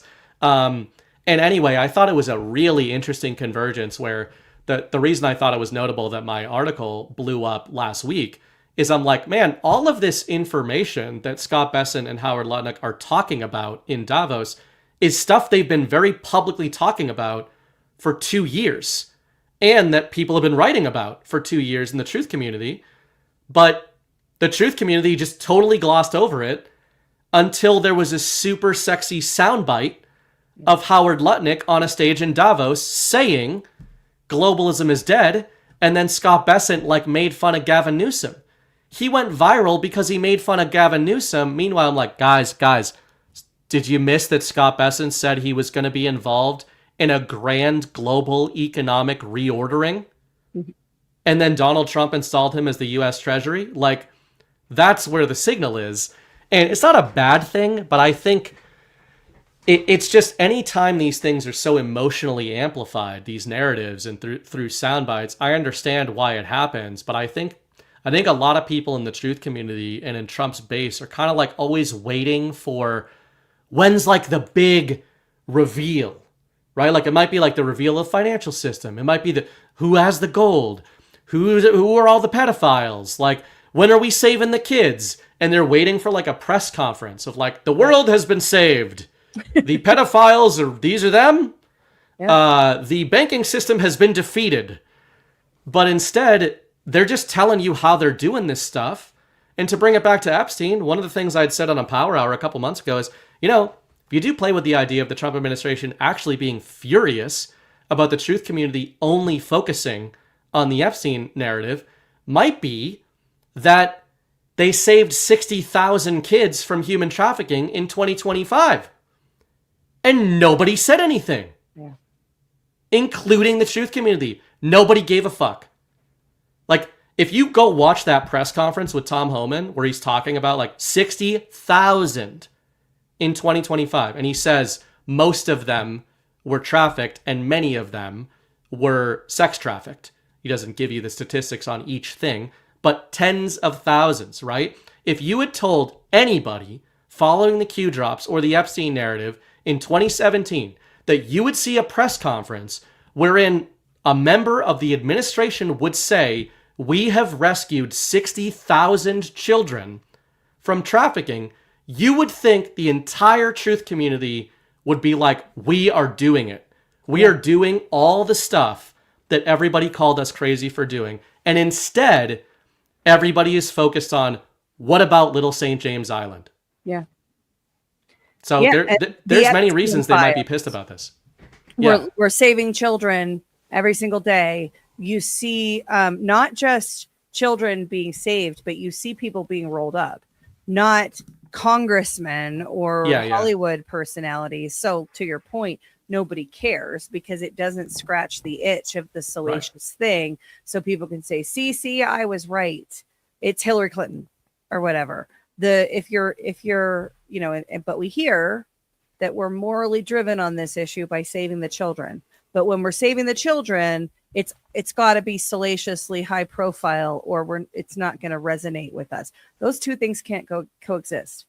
Either you care about saving the children, or you don't, right? And if you're not celebrating 60,000 children being saved, then you should maybe recheck where your priority and what your desired outcomes are. And that's one of the things that I think has really marked the time that we've had since election night of 2024, is that this is my opinion, there's a significant portion of our movement that has defined themselves by the struggle.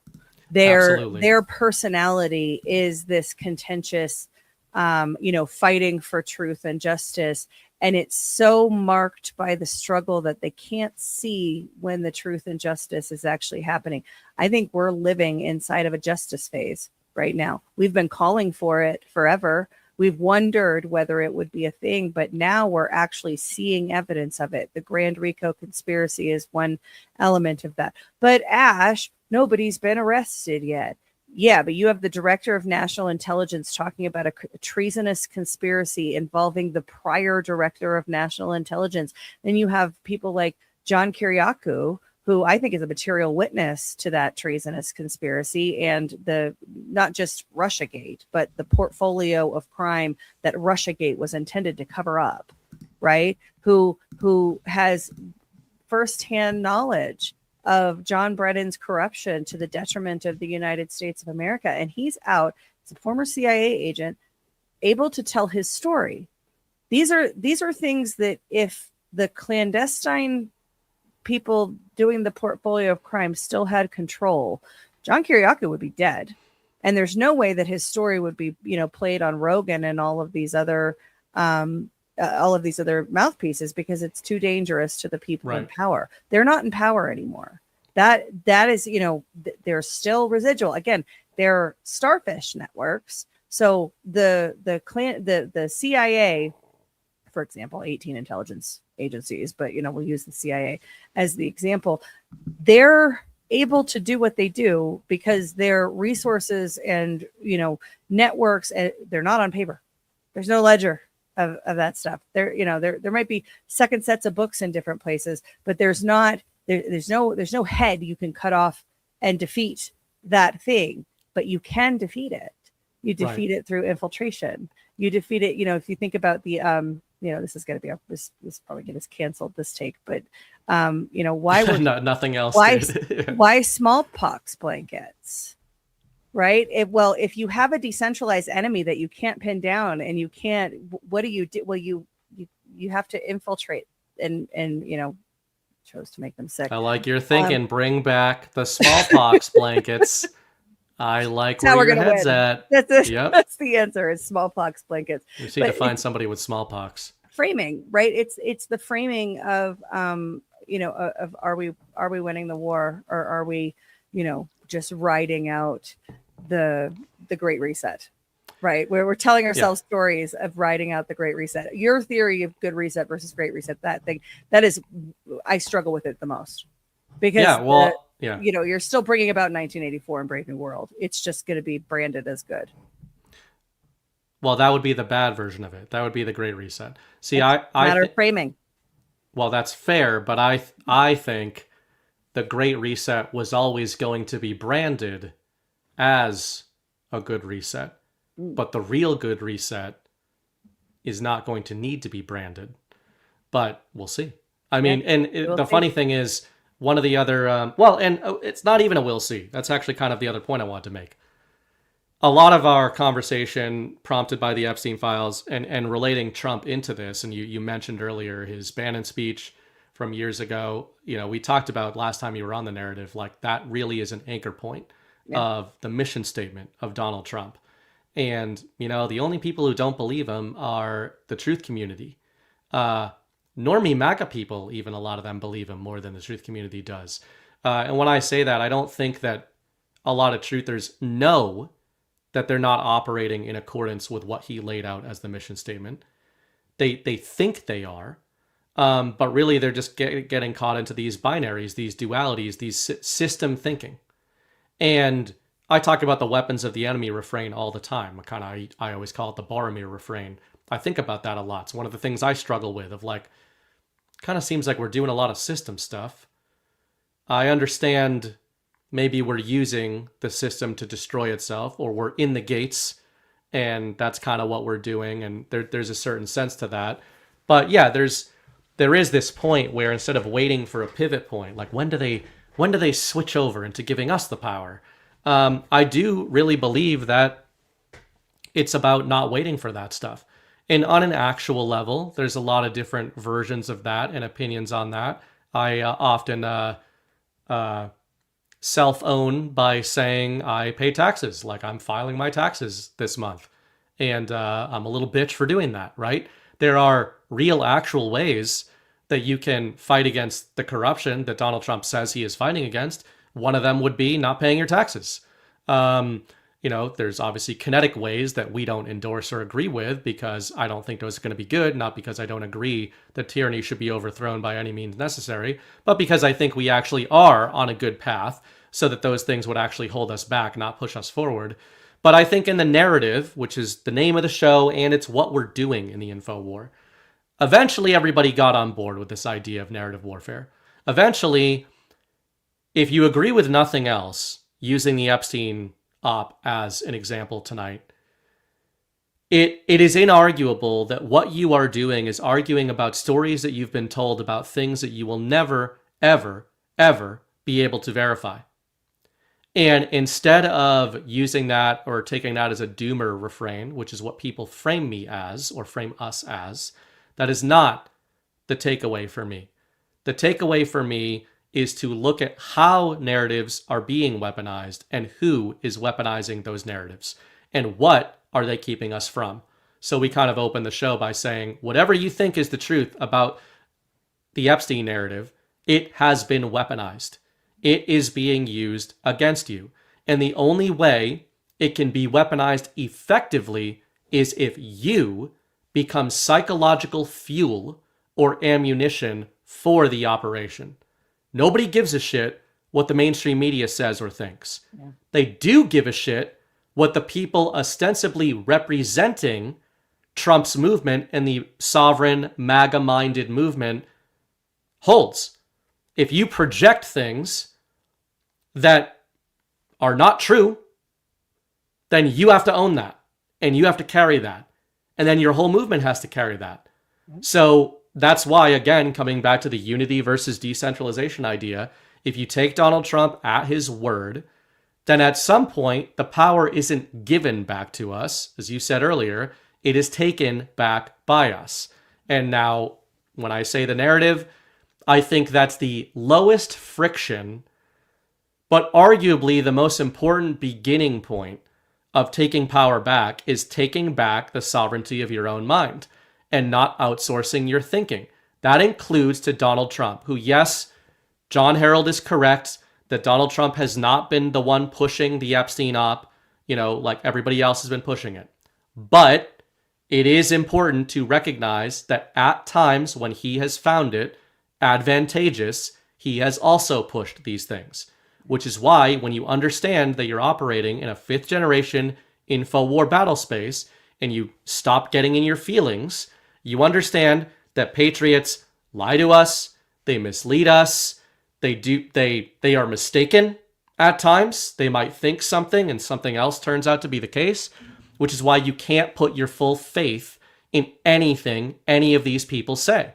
Just like you can't put your full faith in anything I say or Ash says or any of your favorite Q people say, just because they draw red circles around drops and very confidently tell you about a plan that they can't describe. And that stuff is dangerous. It's not just dangerous because you can have it co-opted, but it can be accidentally dangerous when you have people that just outsource their discernment. They don't retain any flexibility or fluidity in how they deal with these things. And I'd say just the more rigid you get in your mindset about this has to be the truth because this is what I thought 10 years ago or 5 years ago or whatever, you are prime for a clever, long-planned enemy narrative to just scoop you right up and use you to forward their operation. When the whole Twitter battle space right now, and I'm on normie in my day job, I'm on normie lefty retard Twitter in the establishment, and guys, they have shut up about Trump until this Epstein shit. And now they're all over him. So that either means that they fell into the 5D chess trap or that we did. And you've got to keep, that's what bicameral thinking is supposed to be. It's not about thinking about two things. It's about holding two contradictory options in your mind at the same time, moving forward, doing that, mapping accordingly.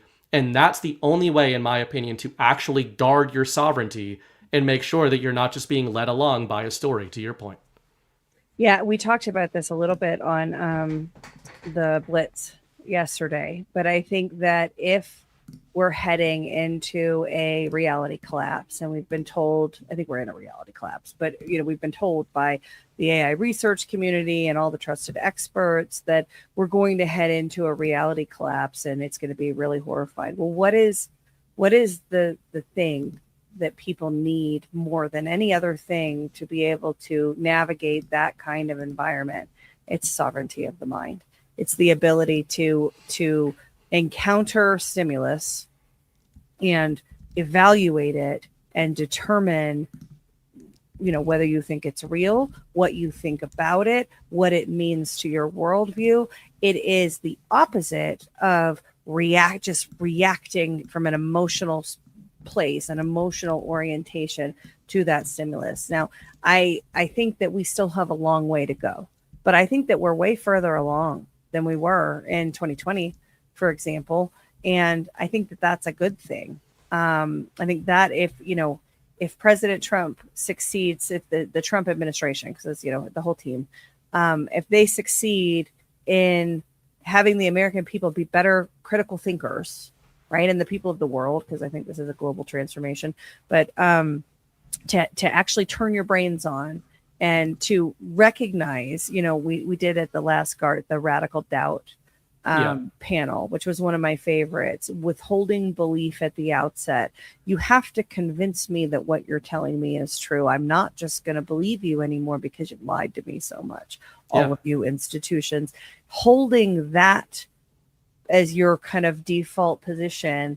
I got there. This is how I am with a lot of you guys. Like I disagreed with your central premise on things to begin with, but then I engaged with it. I argued with you guys about it and, moved the needle for me. Chris certainly did that with the radical doubt thing. Cause I was kind of in the position of, you can't just say everything is fake. And now I'm at that orientation. Yeah, right. I may come to believe that some of these things are true, but I'm going to come to believe that based on the evidence and how I logically get there. I'm not going to believe it because it comes from a trusted third party.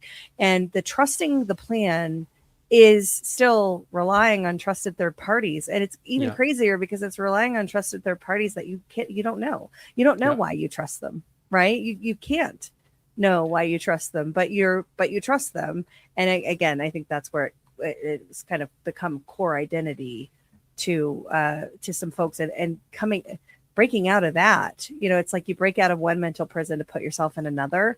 That's difficult. And, I have great empathy for that. But I think that the purpose and, the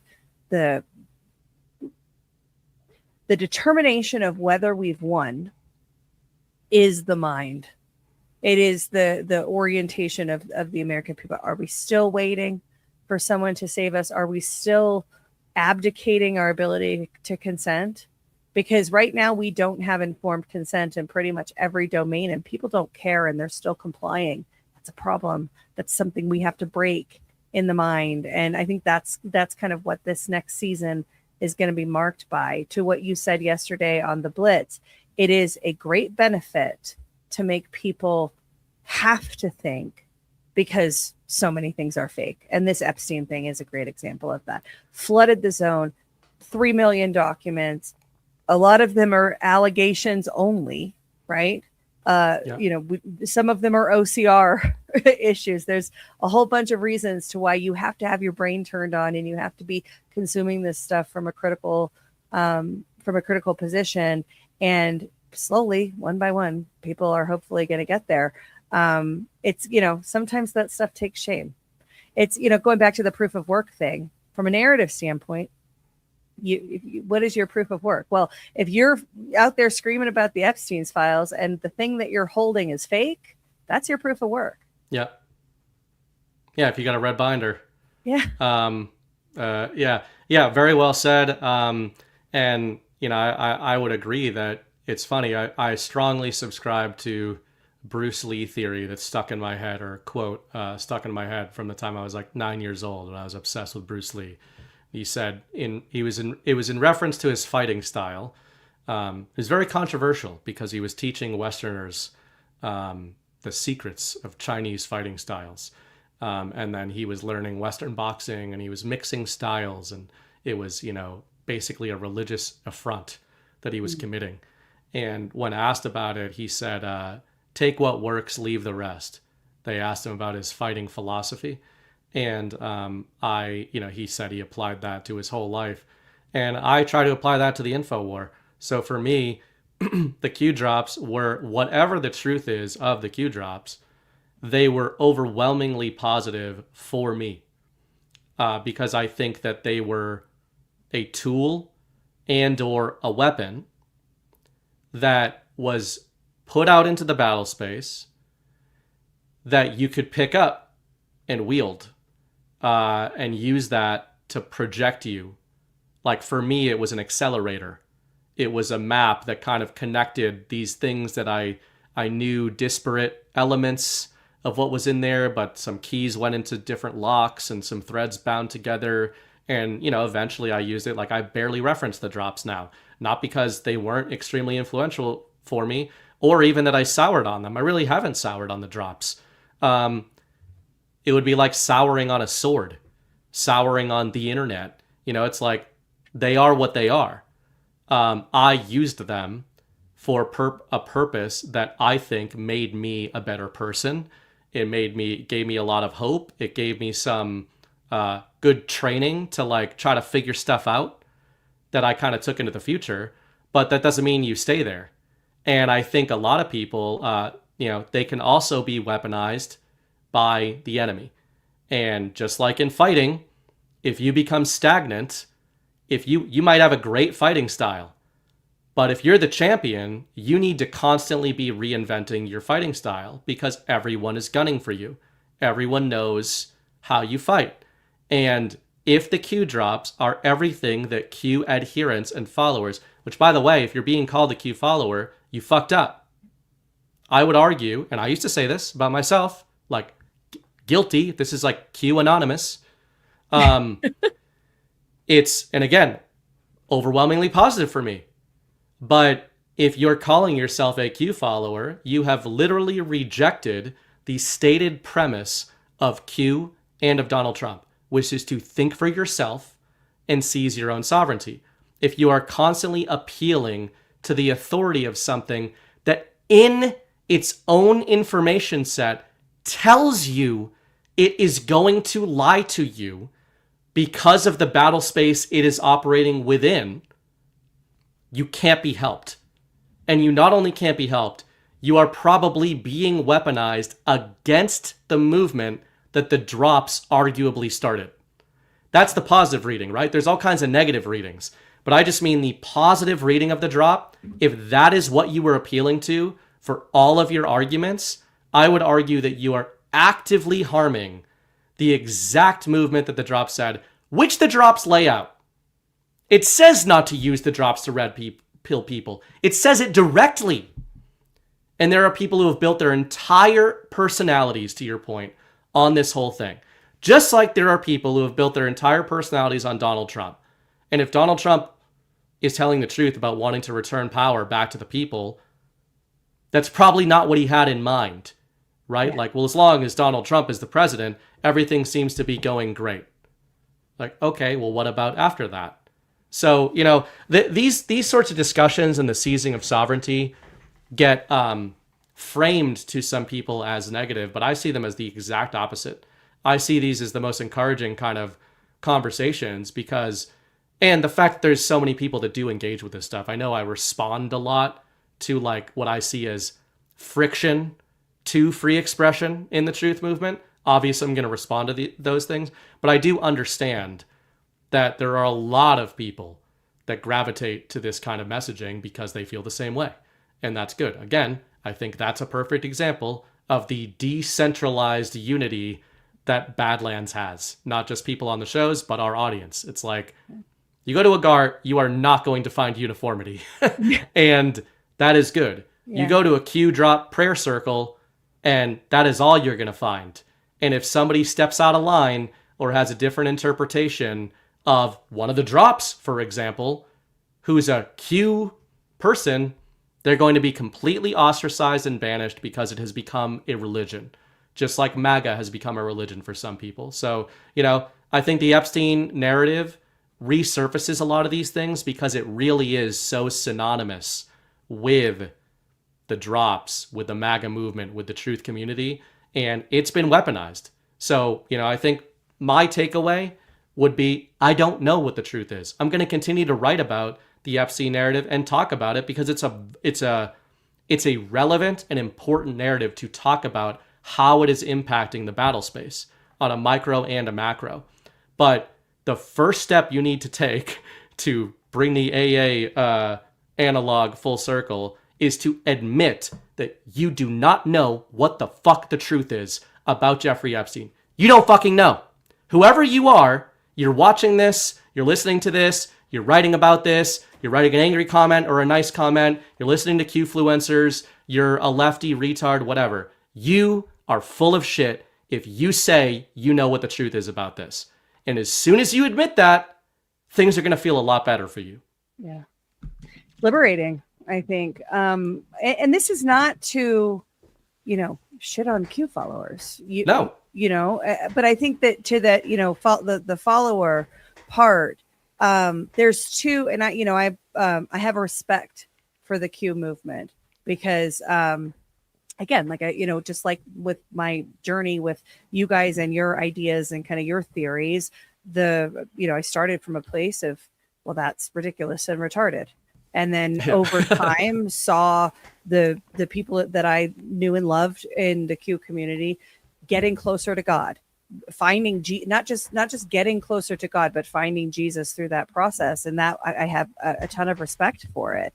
I think there is a distinction between, were you inspired by Q to save the country, to do your part locally, to get in there and, reclaim whatever it is, whether it's, starting a business, filling a need in society that was previously run by globalists, or, running for something, or taking a seat, fixing a school board, whatever the things, right? And there's been a ton of that. The most engaged and involved people locally that I saw in the 2021, 2022 timeframe were Q people. Yeah.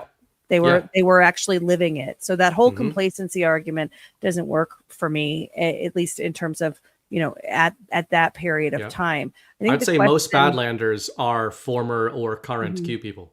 Yeah, that's certainly true. In like my local Badlander group, I went to Melania. I was the only one that was there. That wasn't an OGQ person. It is, this discussion is where we are now.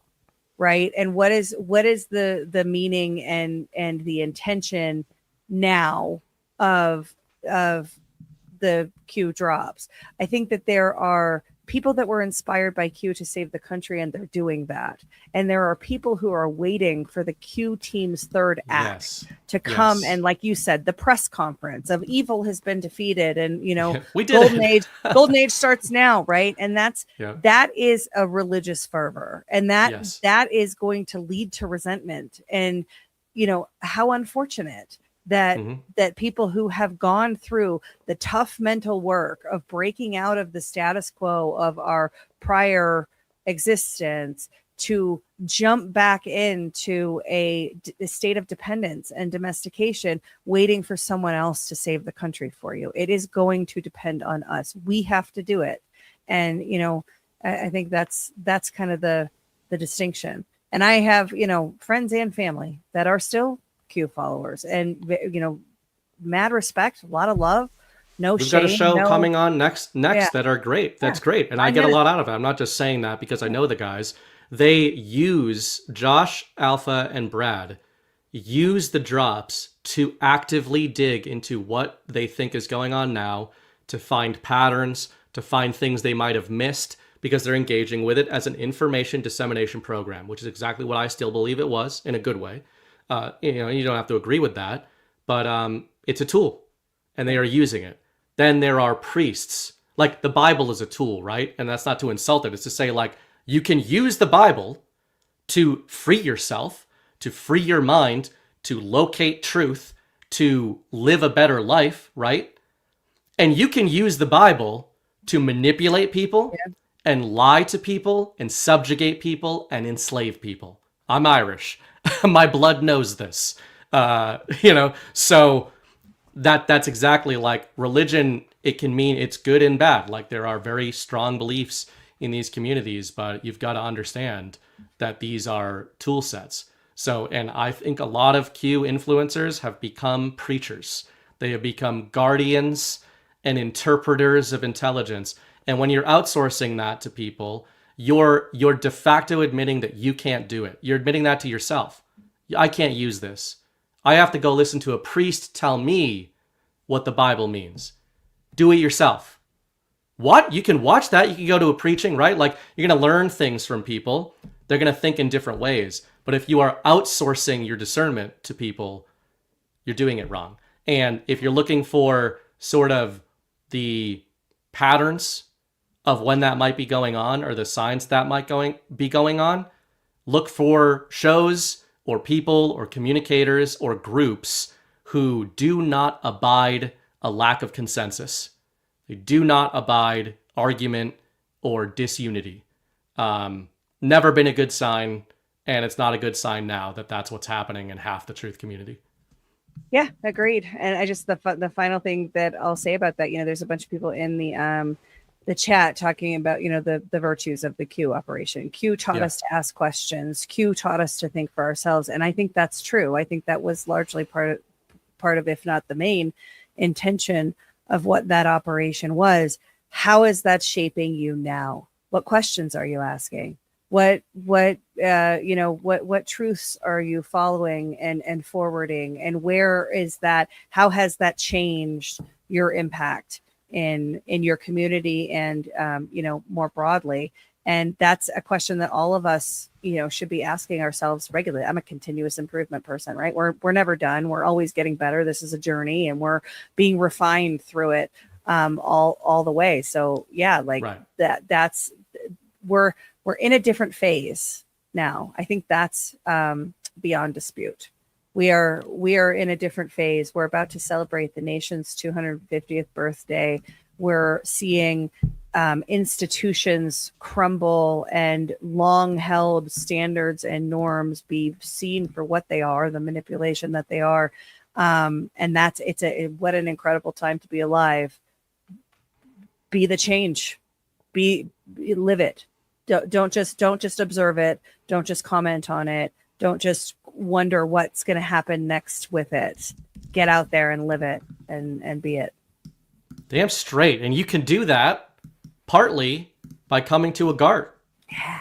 Tickets are available for GART Nashville. It's going to be my first time in Nashville, April 9th to the 12th. Go to badlandsmedia.tv/events. You can grab your tickets in person. I don't know if virtual are on sale yet, are they? I don't think so. Not yet, but there's in-person tickets. There will be virtual tickets. Come hang out with us. Ash and I will be there along with the whole Badlands team. By the way, I do want to disabuse anybody of the notion that I don't know everything. I was talking about you guys and Ash. Yeah.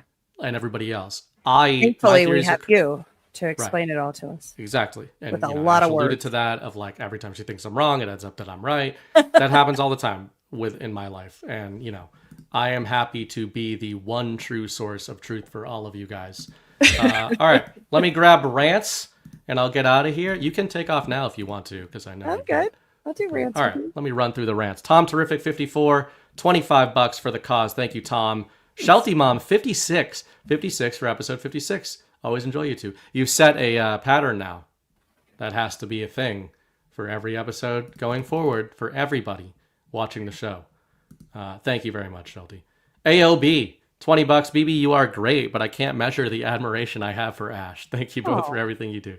That's an Ash bot. Very kind. One of her myriad sons, I'm sure. I went bowling with Tom Terrific a couple weeks ago. I wore a full-length fur coat. He is a real person. Shelty Mom is his wife, and she was not there at bowling. Was he wearing a fur coat? He was not, but Becky, our scriv, she and I decided to wear our full-length. We never get an opportunity to wear our fur coats, and it was freezing, and so we wore them to the bowling alley, which was delightful. But I told Tom to give Shelty a hug for me, and he did not. He had to be reminded to do it. You can never be certain. You can be confident, but never certain that somebody wearing a fur coat is not, in fact, several raccoons pretending to be a regular person. I've seen this in many cartoons. So it's something I'm always on the lookout for.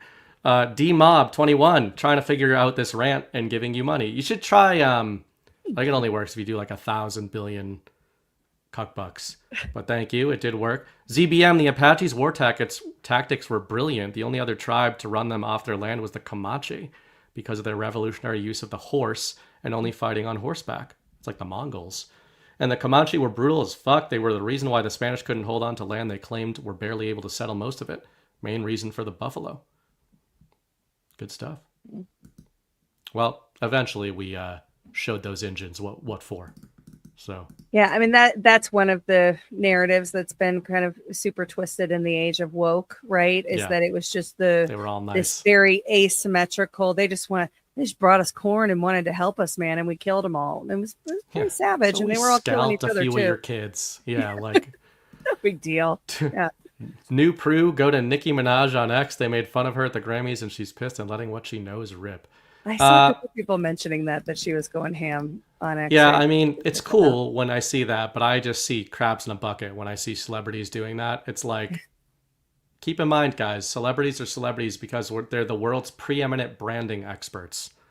So when they see a zeitgeist changing, they try to get ahead of it, the smart ones. They are because they're very malleable, and the people that surround them are the world's preeminent branding experts. Right, that's true. Yeah.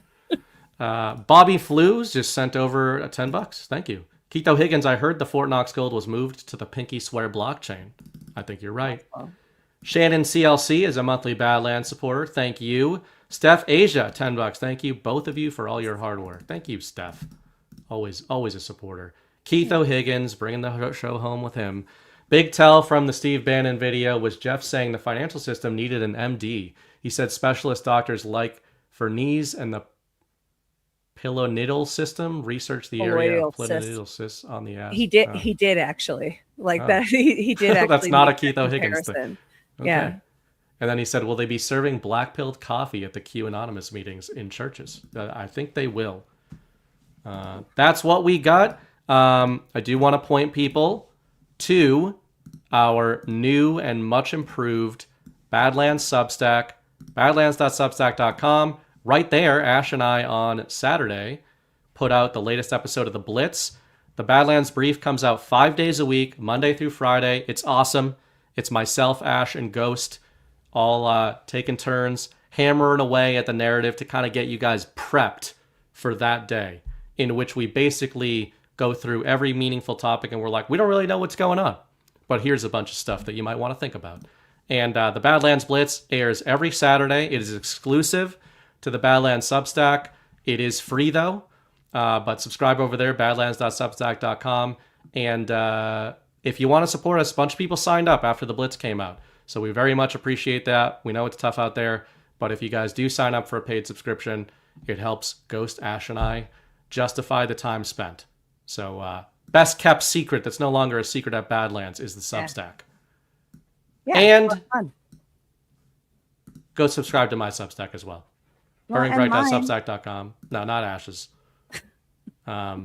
System Purge, Power Paradigm, bunch of doomer black-pilled stuff. You know how it is. But yeah, I'm gonna have some stuff coming out there pretty soon. about this. I'm sure nobody will be upset about it. But hey, our chat was awesome tonight. So, we always, it's always a very small minority of idiots.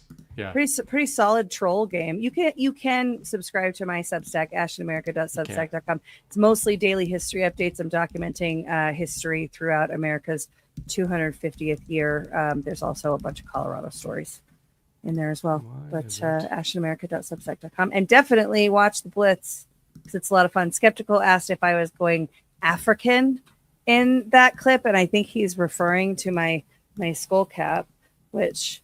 I did notice. I can see how you got there, but this is Rastafarian. Quimby actually made this hat for me. It was leftover yarn from the prayer shawl that she made me, and I love it. It's quite warm and super cute. But I can see I get the African. This looks like a bunch of garbage. Yeah, the Columbia burned up on reentry. That's the anniversary of that sad. happening today. Yeah, and they don't actually know if they died from blunt force trauma because apparently their helmets were off and their seatbelts. They have sensors for that kind of stuff, and all the sensors of the safety protocols show that they weren't. So there's a theory that they bounced around inside and died of blunt force trauma, but also they might have already been dead from no oxygen. They also would be dead in a manner of speaking if they never existed. Facts. Which is another thing. Speaking of sensors, I had a big dad week. I spent way too much money on tires. I was really excited about it. Mrs. Bright was not excited about it, even though these tires are probably saving her life every day because they're such great tires. They're Wild Peak Falcons. Everybody knows. I don't have to go into detail on Wild Peak Falcons. But these assholes didn't tighten the cap on the valve stem, and I was losing pressure in my tires. So it's been a lot of drama about tires this week. And, do you have it sorted? Are we safe? Are we driving around safe? We'll see now? if my tire pressure is normal tomorrow. Okay.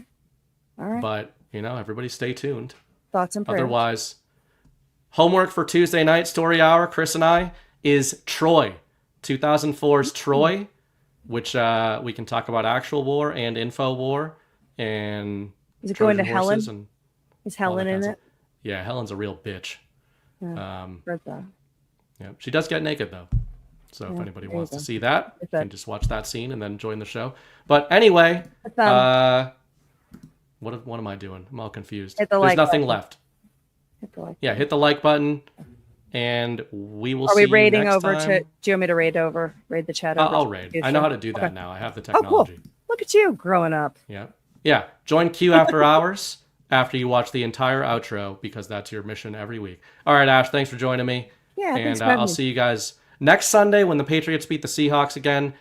If sports are real, if they're fake, then the Seahawks will win, and I will disavow that the sport is real. I may have weather until 10 p.m. We'll see how the game is going. But the narrative will be on next week. So I'll see you guys. Remember, the war is a story. The story is a war. Act accordingly. See you next week.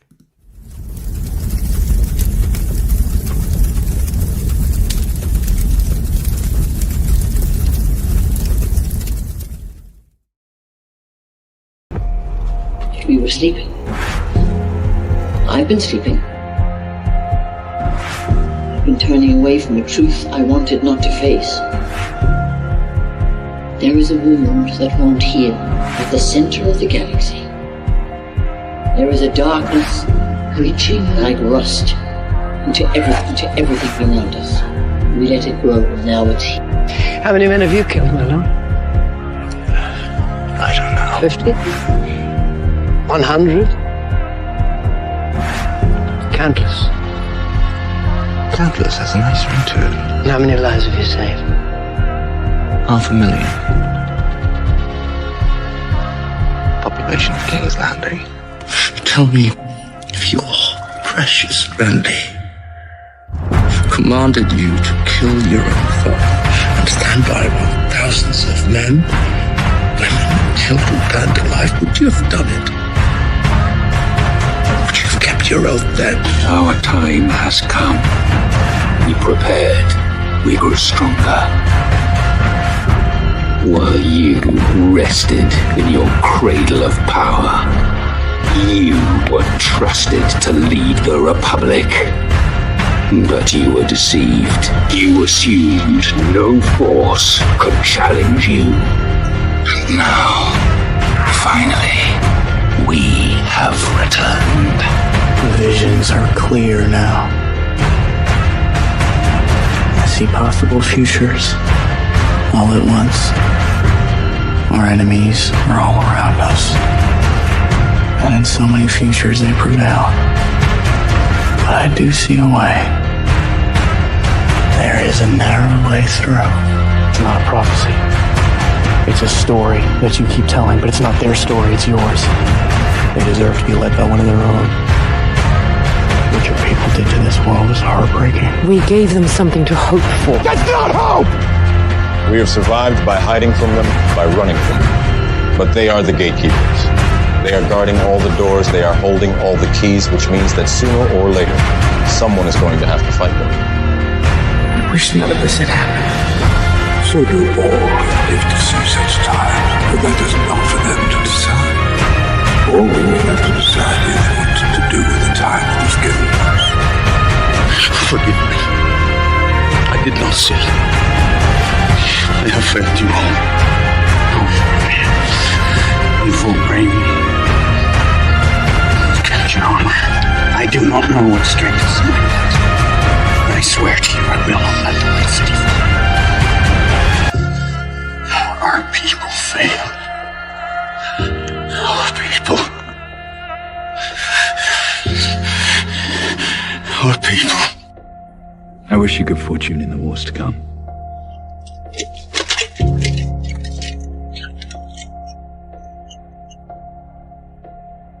And now it begins.